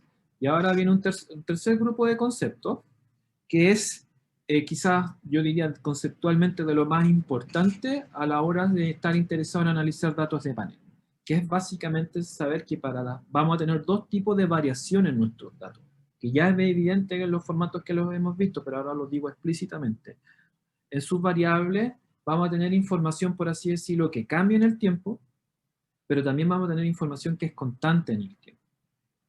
¿Ya? Vamos a tener dos tipos de información. Acá el gráfico lo dice explícitamente. Vamos a tener variables independientes, time dependent, es decir, que cambian en el tiempo. Eso es cambio. Disculpen mi letra, que es bien mala, pero que ojalá se entienda. Y vamos a tener en este caso una variable z que es constante en el tiempo. ¿Ok? Y esas son las dos fuentes de variabilidad en general. Y el tema del modelamiento de los datos de panel básicamente es hacerse cargo de estos dos tipos de variabilidad. Entonces vamos a tener modelos que se focalizan en una sola de estas varianzas, particularmente en el cambio, y vamos a tener modelos que la verdad ocupan los dos tipos de información, tanto cambio como constante. Y cada uno de estos modelos tiene pros y contras. Lo que vamos a ver en este taller, primero introducirlo solo a ustedes para introducir estas nociones, y vamos a ver el modelo, uno de los más ocupados, que se llama efectos fijos, que básicamente lo que hace es solo focalizarse en el cambio. ¿Ya? Y eso tiene ventajas y desventajas, que lo vamos a ver a continuación. Entonces, vamos a tener una variable dependiente, vamos a tener variables independientes X que cambian en el tiempo. Por ejemplo, una variable independiente con datos micro que puede cambiar mucho, el estatus laboral. ¿Ya? El estatus laboral tiende a cambiar. Sin embargo, al nivel individual hay en general variables que son relativamente constantes. Por ejemplo, ustedes pueden pensar, el sexo en general tiende a ser relativamente constante. Puede tener cierto tipo de variación, pero en general tiende a ser constante. La edad también cambia año a año, ¿no es cierto? Pero su cambio es relativamente lento. No, la edad no es un buen ejemplo en realidad. Yo diría que el nivel educacional también tiende a cambiar ya después de ciertos años en el ciclo de vida, tiende a cambiar bastante poco. Entonces ahí hay que ver qué es lo que vamos a estar modelando nuestros datos, si que está focalizado más bien en variables que cambian mucho o variables que son relativamente constantes. ¿Y de qué trata el modelamiento de datos de panel? Bueno, entender. Why, ¿por qué se está produciendo este cambio? ¿Por qué yo estoy interesado en analizar desempleo, personas que entran y salen del empleo? Bueno, ¿por qué se están produciendo esas transiciones? O más bien yo estoy analizando variables que son relativamente constantes en el tiempo. En general las preferencias ideológicas son relativamente constantes. Es difícil que personas adultas cambien drásticamente sus preferencias ideológicas, así que más bien ahí hay que tener cuidado. ¿Qué pasa? Tal vez ustedes pueden tener datos de longitudinales, pero sus variables cambian muy poco. Eso tal vez ya hay un mensaje de decir, oye, tal vez no me sirve mucho tener datos de panel. Entonces uno tiene que ir viendo. En el caso de Bien, entonces vamos a continuar con esta cosa, ya lo introduje, así que vamos a seguir los términos. Acá hay un resumen de lo que yo le acabo de decir. Entonces, la explicación de la dependencia serial, de la correlación serial o de la autocorrelación. Básicamente, las variables constantes en el tiempo no son un problema, porque una frase muy vieja, lo constante no explica el cambio. ¿Ya? Entonces, ¿cuáles van a ser en general las fuentes que explican la dependencia serial? Las variables que cambian en el tiempo, que en este caso serían estas variables I. En primer lugar, esta es la primera fuente que puede explicar la correlación serial. Y la segunda fuente que puede explicar la correlación social, que es muy importante, que es la misma variable dependiente. Estoy pensando siempre en un mundo de regresiones, en donde una variable dependiente va a ser explicada por variables independientes. ¿Ya? La misma variable se puede explicar por sí misma. Ejemplos de esto, por ejemplo, en el ámbito de la educación, no con el SOC, pero algo que se utiliza acá bastante en la literatura, se dice que en general los puntajes previos en ciertas pruebas explican fuertemente los resultados de la prueba en años posteriores. Por ejemplo, el resultado del CIMSE de un estudiante en cuarto puede explicar el resultado de su CIMSE que dio cuando ya estaba en la educación, en otro nivel educacional. Y hay una variable bien, bien importante, y ahí hay que estar atento en la literatura, cómo se conceptualiza esta variable dependiente medida en tiempos previos. Por ejemplo, en el caso del CIMSE se dice que si yo ocupo el CIMSE medido, o las notas previas medidas en años anteriores, ya se dicen que midan habilidades que son constantes en el tiempo. Fíjense el concepto longitudinal, ya está haciendo esa distinción entre lo que cambia y lo que no cambia. Finalmente, un último término, que solo lo menciono, no lo vamos a ver en este taller, pues este ya es un concepto que asume ya haber conocido los modelos más básicos de datos longitudinal, es lo que se llama state dependence o modelos dinámicos, que es básicamente la idea de modelar básicamente los time lags, es decir, los retrasos en el tiempo y dar cuenta de esos time lags y más o menos tener hipótesis de cómo las variables con lags van a estar asociadas entre sí. Ya esto ya es netamente así como modelo dinámico, nosotros más bien vamos a dar el pasito previo de tratar de modelar lo que es constante y lo que cambia y ver cuáles son las ventajas y las desventajas de cada uno de estos modelos que vamos a presentarlos acá. Bueno, acá quisiera hacer una pausa, abrir el micrófono. ¿Alguien tiene una consulta, algún comentario que quisiera hacer? ¿Yo? ¿Sí? Valentina, si Valentina. vamos a revisar ahora el tema de los modelos dependientes en el tiempo, si vamos a revisar los supuestos de estacionariedad que supuestamente Sí. se violarían de estos modelos. En general, los datos de panel, el concepto de estacionariedad es un concepto de la serie de tiempo, ¿no es cierto? Y en general los datos de panel micro tienen su serie de tiempo es corta. Por ejemplo, en el SOC tenemos solo 4 puntos en el tiempo. Y eso hace que en general los análisis de estacionariedad se quedan muy cortos, puesto que como están diseñados para serie de tiempo, están pensando en serie de tiempo de 15 puntos en el tiempo. ¿Ya? Entonces, en general con datos se dice datos de panel micro, se llaman datos de panel, no se hace, no es habitual hacer análisis de estacionariedad. Existen un par de test, pero siempre tienen el problema, que si tenéis un panel con 3-4 olas, en general el test no funciona del todo bien. Lo que sí tú puedes hacer es ver el rol que tiene lo que se llama el trend effect, el rol en el paso en el tiempo de los datos. Vamos a ver ahora, a todo esto, cuando veamos ya un poco la teoría estadística más básica del modelo dinámico, que el modelo en la teoría no asume estacionariedad, por si acaso, sino que lo más relevante son la correlación, la autocorrelación, ¿no? Eso, espero haber quedado respondido un poco. Sí, gracias. ¿Ya? Hola, yo tengo una pregunta también. Sí. Perdón. Sí. Hola, Dígala y después... soy Matías. Sí, hola Matías. Tengo una pregunta respecto a que mencionaba sobre que también existe una versión para datos panel, para analizar datos categóricos. Sí. Pensando también que el SOC, también gran parte de sus preguntas son ítems categóricos. Sí. ¿Cuál es la gran diferencia? ¿Se ocupa un estimador diferente o implica más complejidad? Esa es mi pregunta. Nosotros lo que vamos a ver en este taller está pensado para variables dependientes continuas.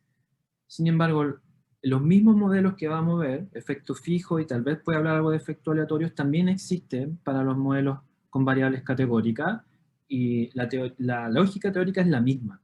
Y en términos de estimación, yo diría que no es el mismo comando, por así decirlo, en R, pero es muy parecido, ¿ya? Entonces, los mismos conceptos que vamos a ver ahora también se utilizan para el caso de datos categóricos. De un punto de vista práctico no tiene mayores diferencias, salvo tener en cuenta que vamos a hablar de odds ratio y ese tipo de cosas, y dos, que vamos a estar hablando de máximo likelihood en el caso de los datos categóricos, y en el caso de las variables continuas se habla de una regresión OLS. Yo diría que ese es un punto a tener importante en cuenta. Ahora, y eso sería como un buen mensaje. Los conceptos de que vamos a ver en este taller se repiten para el caso de los datos categóricos. Ahora, si quisieras tú dar un pasito más y empezar a hablar de time lags, por ejemplo, o de roles autocorrelacionados, que ahí ya son cosas más específicas, pero también para los datos continuos, ya yo diría que el marco conceptual es el mismo. O sea, el término estadístico cambia porque el estimador es distinto, y ahí la teoría un poco, pero la teoría estadística, en la práctica, no, yo diría que no, tienen varias cosas en común. Voy a responder un par de comentarios en el chat y voy a continuar, ¿ya? Y después quedamos viendo. Entonces, me dicen respecto a la autocorrelación, los efectos aleatorios solucionan el problema. Efectivamente, es una solución, ¿ya?, a los temas de autocorrelación. Yo acá les voy a presentar la clase de mañana, una solución que sea la más simple, una de las más ocupadas en la práctica, que son cluster standard errors, errores estándares clusterizados, pero los random effects también es una solución para temas de autocorrelación, aunque el random effects asume un supuesto que mañana se los voy a contar que lo hace más exigente desde el punto de vista de estimación de los datos. La autocorrelación no es multicolinealidad. La multicolinealidad es la correlación entre dos variables independientes, distintas. Por ejemplo, yo quiero ver la correlación entre la educación y la educación del padre y la educación de la madre, y si la correlación entre esas dos variables, eso es multicolinealidad. Autocorrelación es la correlación de la misma variable, es la correlación entre la educación del padre, pero para el año 1 con el año 2. ¿Ya? Son dos supuestos distintos. Vamos a ver que la teoría OLS primero asume que las variables no tienen que estar correlacionadas perfectamente, o sea, no debe haber multicolinealidad perfecta, también asume que no debe haber correlación serial en los datos. Ok, entonces voy a partir con la segunda sección de la clase de hoy día, y luego de eso cerramos como los últimos 5 minutos para abrir consultas. Insisto, esta sesión de hoy día no vamos a ver ahora en esta segunda parte de código, solo vamos a dejar para la clase de mañana, ¿ya?, para la aplicación. Bien, lo que yo les acabo de contar es básicamente en general en los textos de estadística. Al final de la slide del día de la clase de los folios está la literatura, que ustedes pueden seguir si alguien quisiera estar interesado. Yo les recomiendo Booldrich como para meterse, y después aparecen 2 textos en inglés que también son bastante utilizados para enseñar métodos de datos panel, para introducirse a los análisis de datos. Entonces, ¿qué es lo que tenemos? Partimos vamos a ver en estos talleres la base, que es los análisis de datos continuos. Como dije, los conceptos se repiten para análisis de datos categóricos. Vamos a partir con una variable continua, ¿ok? Importante. ¿Qué son los niveles? Los niveles en general se dice en la literatura la diferencia entre las unidades en un mismo punto en el tiempo. Entonces, el nivel es como lo constante. Y cambio, bueno, cambio en el tiempo. Entonces, si nos interesan los niveles, podemos modelar los datos del panel del siguiente modo. Tenemos la expresión número 1. ¿Qué es lo que vamos a tener? Vamos a tener una variable dependiente. Sigla de dato panel, convención. La I se refiere al individuo y T se va a referir a la unidad del tiempo. Por ejemplo, el ingreso para el individuo 1 en el año 2002. Una cosa así, ¿ya? Vamos a tener constante y vamos a tener 2 tipos de variables. En general, vamos a tener variables que cambian en el tiempo. Ok, aquí fíjense, la x1 a la xj, entonces vamos a tener esta variable que va cambiando. Por eso tiene la it, ¿ya? Porque van cambiando en el tiempo, pero también vamos a tener variables constantes en el tiempo. Note que aquí no tiene t, ¿ya? No tiene t. ¿Por qué no tiene t? Porque es una variable constante, ¿ok? No tiene t.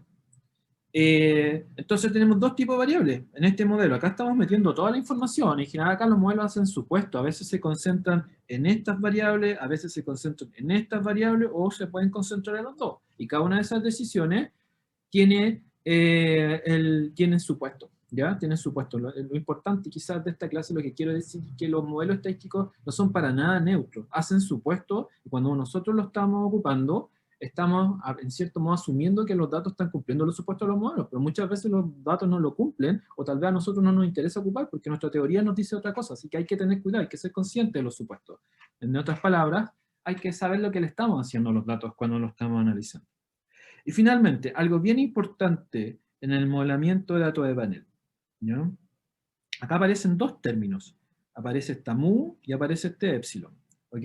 Para los que han estudiado modelos de regresión, perspectiva más econométrica, sabemos que los datos de los modelos de regresión asumen un término error. ¿Qué es el término los errores? Los errores básicamente es lo no observado que puede estar afectando a la variable dependiente. En general, en una introducción a la teoría de regresión lineal sabemos que tenemos solo un término error. Pero acá ustedes pueden ver que en el contexto de datos de panel existen dos términos errores. Tenemos un mu por un lado y por el otro lado tenemos el epsilon. Y la pregunta es, bueno, ¿por qué te estás complejizando? ¿Por qué estás haciendo dos errores y no solo uno? La razón es la siguiente. Básicamente, porque los datos de panel, en el término error, también distinguimos lo no observado que es constante en el tiempo, y acá voy a borrar para graficar bien este punto. Entonces, lo no observado que es constante en el tiempo, que sería el mu sub i. En economía laboral, por ejemplo, el clásico mu sub i es la inteligencia. Es muy difícil de medir y se asume que es relativamente constante, o las preferencias. ¿Ya? Entonces, ese sería lo que es constante en el tiempo, lo no observado constante en el tiempo, y luego viene lo que no estamos observando y que puede estar afectando nuestra variable dependiente, que cambia en el tiempo. ¿Ya? Que cambia en el tiempo. ¿Ya? Que cambia en el tiempo. Entonces, lo constante en el tiempo y lo que no cambia en el tiempo. ¿Qué significa entonces este término error? Bueno, el término error quiere decir que el modelo va a asumir variables que no observamos, que no tenemos, pero que pueden estar afectando nuestra variable dependiente, que por un lado son constantes, que sería el mu, y por otro lado, que cambian. Y central, los métodos de estimación en general de datos de panel son distintos porque cambian justamente en dónde ponen su foco, en lo que, ya sea lo que cambia en el tiempo o en los niveles, o hacen una mezcla de eso y hacen supuestos sobre el término error. ¿Ya? ¿Cómo se caracterizaría este término error? Así que si ustedes estiman, por ejemplo, modelos, ya para alguien sabe, estiman un efecto aleatorio, después estiman un efecto random, un efecto fijo y le da resultados muy distintos, la razón es bien simple. La razón no es porque cuál es verdadero y falso, la razón es porque los dos modelos asumen cosas distintas, bien distintas muchas veces, que estamos haciendo cosas, estamos comparando peras con manzanas, no peras con peras. Bien. Nuevamente, para reforzar los conceptos. ¿Ya? Entonces este era el modelo original, donde tenemos información que cambia en el tiempo, información que no cambia, esto se replica también, esto sería lo que no cambia en el tiempo, que es constante, y esto sería lo que cambia en el tiempo, que es constante. Terminología de la literatura. En general, el mu sub i se le conoce como en teoría econométrica como la heterogeneidad no observada. En términos bien raros, así bien extraños, básicamente variables no observadas que son constantes en el tiempo, y el epsilon e y t, por lo general se conoce como error idiosincrático. ¿Ya? El error de medición y características de la unidad I no observadas que, central, varía en el tiempo. ¿Ya? Supuesto. Acá viene acá, y acá, esto quizás vamos a terminar con algo bien árido, ¿ya? Pero es central, puesto que acá es importante conocer esto para entender por qué no puedo ocupar una regresión OLS cuando tengo datos de panel. Esto es bien importante. Esto es lo que está detrás de los métodos específicos de datos de panel, en sus fundamentos. ¿Cuáles son los supuestos del error, del término error? Como ya espero que se manejen en la regresión lineal. La regresión lineal hay algo que se llama la teoría de la regresión lineal, sino la teoría OLS, que en sus aspectos fundamentales se refiere a hacer una serie de supuestos sobre el término error para lograr estimar bien el coeficiente de regresión. ¿Ya? Y en el caso de este modelo más básico, ¿qué supuesto estaríamos haciendo? Lo cual son muy restrictivos. En primero, varianzas constantes. ¿Qué significa varianzas constantes? El supuesto de homoceasticidad.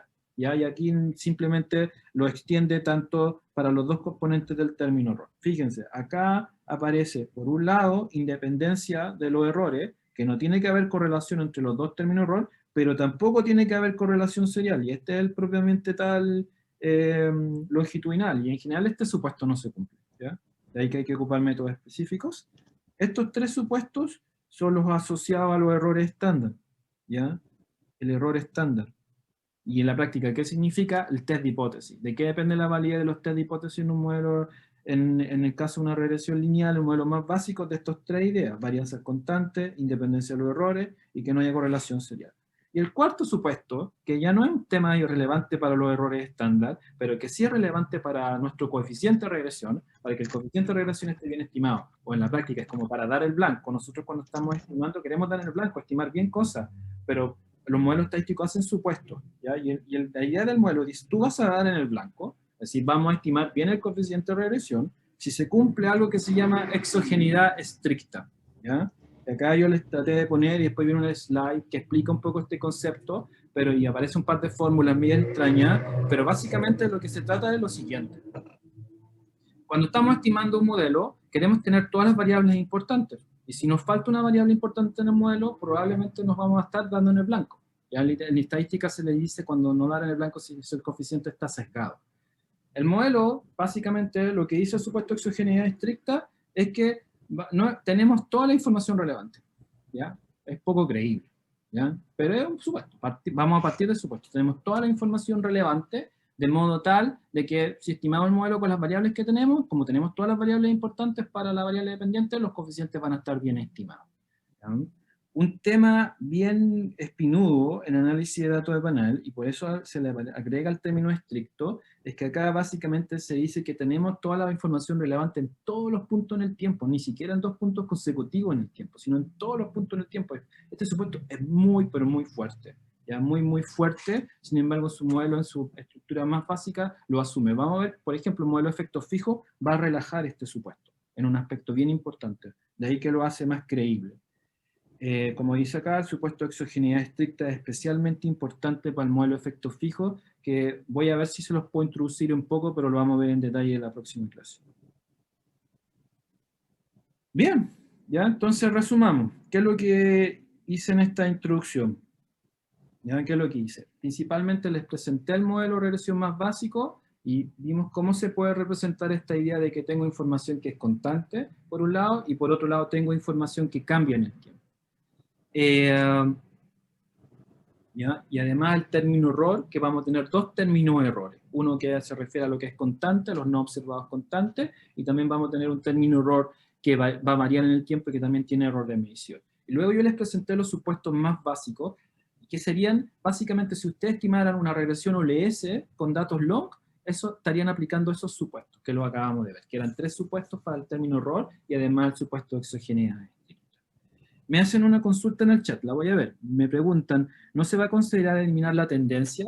Entiendo que la estacionalidad no se considera la corta. La tendencia sí la puedes poner. Ya mañana en el ejercicio práctico les voy a mostrar cómo incluir la tendencia de un modo relativamente simple en los datos.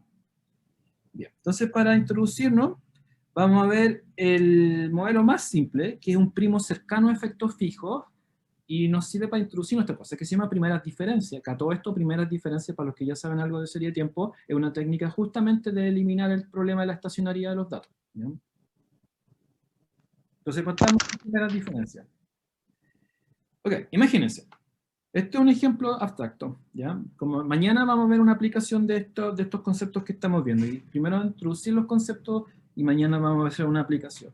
Entonces acá un ejemplo abstracto. Tengo un modelo y voy a tener 3 puntos en el tiempo. No es el SOC, sino un ejemplo abstracto. Tengo 3 puntos en el tiempo. Entonces tengo mi variable dependiente que tiene información que cambia en el tiempo. Voy a tener una constante, un regresión LS. Voy a tener una variable X que cambia en el tiempo, una variable Z que no cambia en el tiempo, y los 2 componentes del error. El componente no observado constante y el componente error que cambia en el tiempo. Voy a aprender estos 3 puntos en el tiempo, para el tiempo el T3, el T2, el año 1, el año 2 y el año 3. Es como si estimáramos una regresión para cada año, ¿ya? Y acá viene ya el primer paso del primer modelo de análisis de datos panel. Ok, tenemos nuestras bases de datos en formato log, ¿ya? ¿Y qué es lo que vamos a hacer? No lo vamos a hacer en la práctica. Los comandos, en la práctica vamos a ver que los comandos en error, en stata lo hacen automáticamente, pero esto es lo que hace el comando. Va a restar, va a ser una resta, y la resta es la siguiente. La resta va a ser entre 2 puntos consecutivos en el tiempo. Por ejemplo, este es T2 menos T1 y este es T3 menos T2. En la práctica, ¿qué es lo que va a hacer? Vamos a generar nuevas variables, por así decirlo, en donde por un lado vamos a tener esta primera variable, que va a ser la diferencia entre el año 2 menos el año 1, y luego está acá, que es la diferencia entre el año 3 y el año 2. Y vamos a hacer las diferencias, vamos a restar todas las variables que hay en el modelo, ¿ya? Entonces fíjense, tenemos variable X que cambian en el tiempo, variable Z que son constantes, y después viene el término error. Yo hago la resta, y ustedes fíjense, ¿no? Acá va a aparecer la resta para la variable X y la resta para la variable epsilon. Sin embargo, hay 2 variables que no aparecen acá.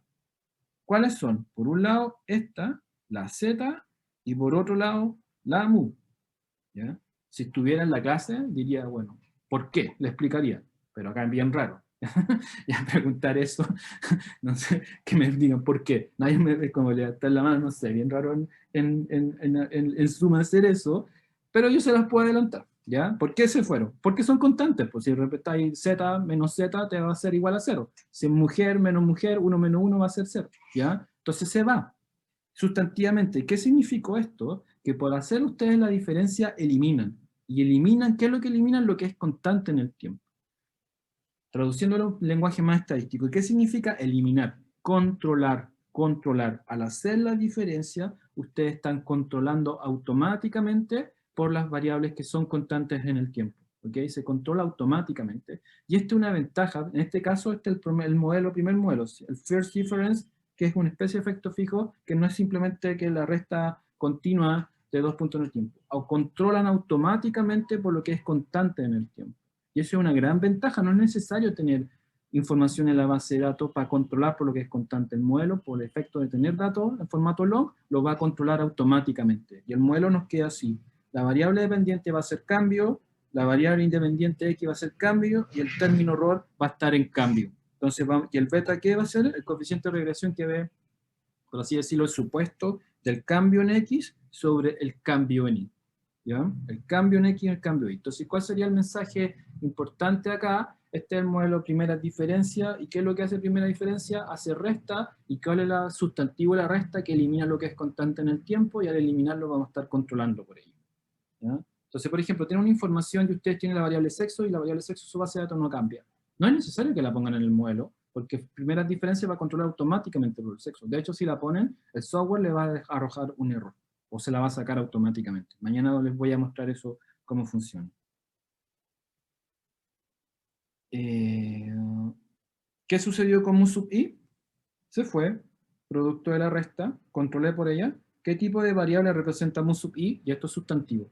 Son las variables constantes en el tiempo. Entonces, si ustedes están estudiando un problema sustantivo en punto de vista longitudinal con datos de panel, un primer ejercicio conceptual de revisión de literaturas es identificar las determinantes que cambian en el tiempo y las determinantes que son constantes, y ver si son muy importantes o no. Por ejemplo, en educación, la inteligencia, las habilidades constantes son muy importantes, ¿ya? Y efectivamente se ocupan estos modelos, primeras diferencias de efectos fijos, como una forma de controlar, puesto que muchas veces no existe información en los datos, ¿ya? Para dar cuenta, por ejemplo, de la habilidad innata de las personas. Entonces, ¿qué nos hizo primeras diferencias? Primeras diferencias en la práctica. ¿En qué es básicamente lo que hay que hacer? Hay que hacer la resta de las variables en formato log, que lo vamos a ver mañana, y luego ocupar una regresión lineal, ¿ya? Simplemente eso se llama Poolet OLS, pero con los datos diferenciados. Un detalle, lo vamos a ver mañana, ya esto es una cosa constante. No se especifica una constante, la constante hace ruido, puesto que estamos eliminando, entonces no podemos incluir una constante. Sin embargo, vamos a ver que la constante también se puede incluir, pero eso es algo bien específico. Lo importante es sustantivo. Se elimina el mu sub i, ya los no observados constantes en el tiempo. Nos va a arrojar un missing, pero no es mayor problema con los datos tipo el SOC.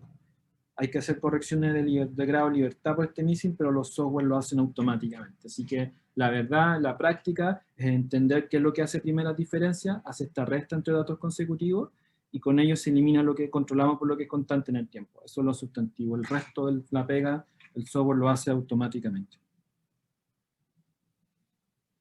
¿Cuáles son los problemas que puede tener primeras diferencias? ¿Y por qué vamos a ver este otro modelo que se llama efecto fijo, que es un primo cercano? Ya es bien parecido, pero en cierto modo tiene ciertas ventajas frente a este primer modelo, que no es, el primer modelo no es malo, funciona bien, ¿ya? Tiene ventajas también, como se la he mencionado. Un problema que puede tener primeras diferencias, que no haya suficiente variación en las variables que cambian en el tiempo. Ese puede ser un problema. Si ustedes tienen variables que son relativamente constantes, este modelo no es la mejor opción, ¿ya? La mejor opción sería una simple regresión lineal. Segundo supuesto, que ya lo vimos, el supuesto de exogeneidad estricta. Lo hacemos, pero es complicadísimo ese supuesto, porque estamos asumiendo técnicamente que el término error no está correlacionado con las variables, pero puede haber alguna variable no observada que cambie en el tiempo que esté arrojando sesgos. Estamos en un mejor pie que en comparación con una simple regresión en términos de sesgo, puesto que controlamos por lo que es constante, pero también nos queda un largo trecho de cosas que no son constantes, que cambian en el tiempo y que no tenemos en nuestra base de datos, que pueden estar influenciando los datos. Las diferencias se dice que incrementan el error de medición, ¿ya? Y eso nos puede, sobre todo hoy día, el error de medición puede ser un problema cuando tenemos bases de datos chiquititas, pero con bases de datos grandes tiende a no ser mayor, salvo en situaciones bien especiales. Y está el tema de la reducción de la muestra, pero para datos tipo el SOC esto no es problema. Esto no es para nada un problema. Bien, y con esto nos quedan todavía unos 5 minutos, así que voy a aprovechar de introducir el efecto fijo, y de todas maneras mañana vamos a partir con este, y después ya va a ver un ejemplo de estos modelos, cómo funcionan con las bases de ejemplo, eso sí. En la segunda hora en el taller vamos a ver lo mismo, pero ya con los datos del SOC, para cómo aplicar estos modelos y cuáles son las ventajas y las desventajas. Entonces partimos con efectos fijos. El efecto fijo es tal como se entiende en la literatura en econometría, ya puesto que en la literatura de multinivel a veces también se habla de efectos fijos, pero se habla en otro sentido, no en el sentido que vamos a hablar acá, de un modelo de efectos fijos. Vamos primero a ver la formulación del modelo, y ahí me voy a quedar, y mañana vamos a partir con el tema ya más de la teoría y cómo efectos fijos tendrían teóricamente ventaja. Entonces, formulación del modelo. ¿Qué es lo que es un efecto fijo? Es lo mismo, es una base de datos en formato long. A la base de datos en formato long ocupa una regresión OLS, o sea, ocupamos el mismo comando, como el comando LM en R, o el regress en stata, pero con una cosa en particular. Así como en primeras diferencias teníamos que hacer una resta, efecto fijo, ¿qué es lo que hace? Se dice que ocupa los time diminished, ¿ya? Y eso lo vamos a ver ahora, en qué consiste el time diminished. Del mismo modo no se va a especificar una constante, y vamos a ver que este procedimiento de time diminished, que es como el equivalente a la simple resta que acabamos de ver, también va a cumplir el mismo rol. Va a eliminar lo que es constante en el tiempo, y por lo tanto vamos a controlar por él. Entonces, vamos a ver en qué consiste este time diminished data. ¿Qué significa eso? Básicamente, significa lo siguiente. Antes de eso, ¿ya? Esta es una ventaja que puede tener. Ya primera diferencia arroja un missing, que en la teoría es difícil de entender eso, pero cuando uno está viendo datos reales se va a dar cuenta. Espero mañana mostrarlo, ¿ya? El time diminished no arroja missing, pero es menor eso. Es menor con datos con base de datos tan grandes de más de 1000 casos, ¿ya? Pero de todas maneras hay que tenerlo en cuenta, y también hay que hacer ajustes por efecto de esta transformación a los errores estándar sobre todo, pero eso el software lo hace automáticamente, y mañana voy a hacer también referencia un poco a este tipo de ajustes que hacen los software. Ok, aquí viene el procedimiento time diminished, que yo diría que es el concepto central para entender efectos fijos en su mecánica. Partimos del mismo modo que el modelo de primeras diferencias. 3 puntos en el tiempo, información que es constante, que cambia, información que es constante, y nuestro término de error doble. ¿Qué es lo que dice acá? Note, primero calculé el promedio. Vamos a tener el promedio de y, el promedio de x, z queda igual porque es constante, mu queda igual porque es constante, y el promedio de, ¿ya? Eso es lo que hago. Primero sacamos el promedio, y luego de eso vamos a hacer una resta. Es la misma resta, fíjense, aquí está la resta, el mismo gesto de primeras diferencias, pero primeras diferencias hacia la resta respecto a puntos consecutivos, mientras que acá, fíjense, la resta se hace respecto del promedio, ¿ya? Respecto del promedio se hace la resta. Y eso es lo particular de efectos fijos, del promedio de la resta. Del mismo modo que efectos fijos, como esta información es constante, se va, y vamos a controlar automáticamente, pero de un modo distinto. Acá es la resta respecto al promedio, no la resta en puntos consecutivos en el tiempo, y vamos a tener nuestro modelo de efectos fijos. Sustantivamente, ¿qué son las ventajas de efectos fijos? Del mismo modo que primeras diferencias, vamos a controlar por lo que es constante en el tiempo, que es una ventaja bien importante en términos del ensegamiento de nuestro modelo. ¿Y qué ventajas puede tener con primeras diferencias? Al hacer la resta respecto del promedio y no respecto de puntos consecutivos, no se pierden casos. Algunos textos dicen, ocupa toda la información en el tiempo, no solo la que viene, no solo la que está, no solo la consecutiva en el tiempo, sino que es más rico en su cupo de información, y eso se puede traducir tal vez en errores estándares más chiquititos en términos estadísticos en comparación con un modelo de efectos fijos. Central, entonces, ¿qué hace efecto fijo? Si restamos esta media respecto de cada observación, las variables constantes son controladas, es decir, importantes, las podemos tener, estamos controlando por lo no observado, el procedimiento time diminished lo elimina. Ahora, algunos autores pueden decir, ok, podemos de todas maneras incluir algo constante si ocupamos este modelo a través de interacciones. No nos vamos a meter en esto, ¿ya? Porque este es un tema más avanzado. ¿Qué problemas puede tener efectos fijos? Por el tema de la resta, ¿ya? O no, antes de eso, podemos tener problemas si hay poca variación en el tiempo, ¿ya? Eso es tener en cuenta, ver que si nuestras variables tal vez varían muy poco, del mismo modo que primeras diferencias, eso va a arrojar un problema en la estimación. Nuevamente, exogeneidad estricta puede ser un problema si nos falta una variable que varía en el tiempo importante en la tabla, no podemos hacer nada, por muchos efectos fijos, primeras diferencias que tengamos, de todas maneras nuestros resultados pueden tener sesgo. Y también puede sufrir correlación serial, y mañana vamos a ver cómo solucionar ese problema, ya que vamos a ver unas soluciones más simples que se llaman errores estándar clusterizados.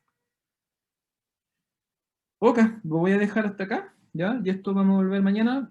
Déjenme, antes de abrir consulta, mencionarles que literatura que ustedes pueden ver, ya se discutieron algo, yo les recomiendo para introducirse este texto, que creo que está en el Drive ya, los capítulos 13 y 14 son una muy buena introducción para lo que vimos hoy día y para introducirse los datos de panel desde un punto de vista econométrico. Ya si alguien quiere seguir profundizando, este texto está especialmente para datos de panel y distintas opciones de modelamiento desde un punto de vista aplicado, que también se los recomiendo, y también el texto de Angrich, también el capítulo 5, Mostly Harmless Econometrics, es una buena forma de introducirse también al modelamiento de datos de panel de una perspectiva, por así decirlo, más de econometría. Ok. Entonces, abro la palabra. ¿Alguien quisiera hacer consultas, dudas, tips que podamos ver?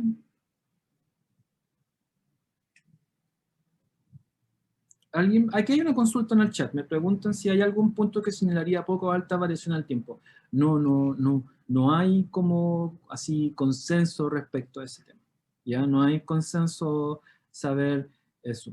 No hay. En general, así puedes decirte ya el 20% de la varianza constante y el 80% que varía, no hay. Tal vez haya algún paper sobre eso, pero que yo conozca, no. En general, los problemas yo diría que en la práctica con microdatos, que tiende a pasar esto, es por ejemplo en sociología, si tú quieres y estás interesado en analizar el efecto de la clase social sobre alguna variable, la clase social tiende a variar muy poco. Entonces, desde ese punto de vista, efecto fijo no es una buena opción. Tal vez habría que pensar en otra opción para incluir ese tipo de variables. Oka, ¿alguien tiene alguna otra consulta que quisiera hacer? Bueno, creo que no hay. Ah, aquí. Ok, aquí me preguntan si efectivamente mañana podemos ver cómo eliminar estas variables. Mañana voy a volver un poco a la teoría, que es un poco más árido, ¿no es cierto? Y tenemos como el tiempo tan restringido, no es bueno concentrarse en eso. No sé si no es bueno la palabra, pero sí es, no podemos darle mucha atención a eso. Pero de todas maneras lo voy a tocar los primeros 15 minutos y después vamos a ver cómo eso se traduce en datos reales, ¿ya? Para que capturen óptimamente esa idea y de cómo se van eliminando las variables. De todas maneras les pido, el código ya está disponible, que ustedes sí lo pueden ir moviendo para llegar ya con intuiciones y tal vez ir resolviendo sus dudas, que es también uno de los objetivos de este taller, que es por un lado presentar este bien público que es el SOC, dar algunos tips para modelar esto, y bueno, también alimentar el hambre, por así decirlo, para analizar datos de panel acá con el SOC. Ok, creo que estaríamos. Gracias por la pregunta. El link para la clase mañana se los vamos a mandar durante la tarde. ¿Ok? Así que muchas gracias.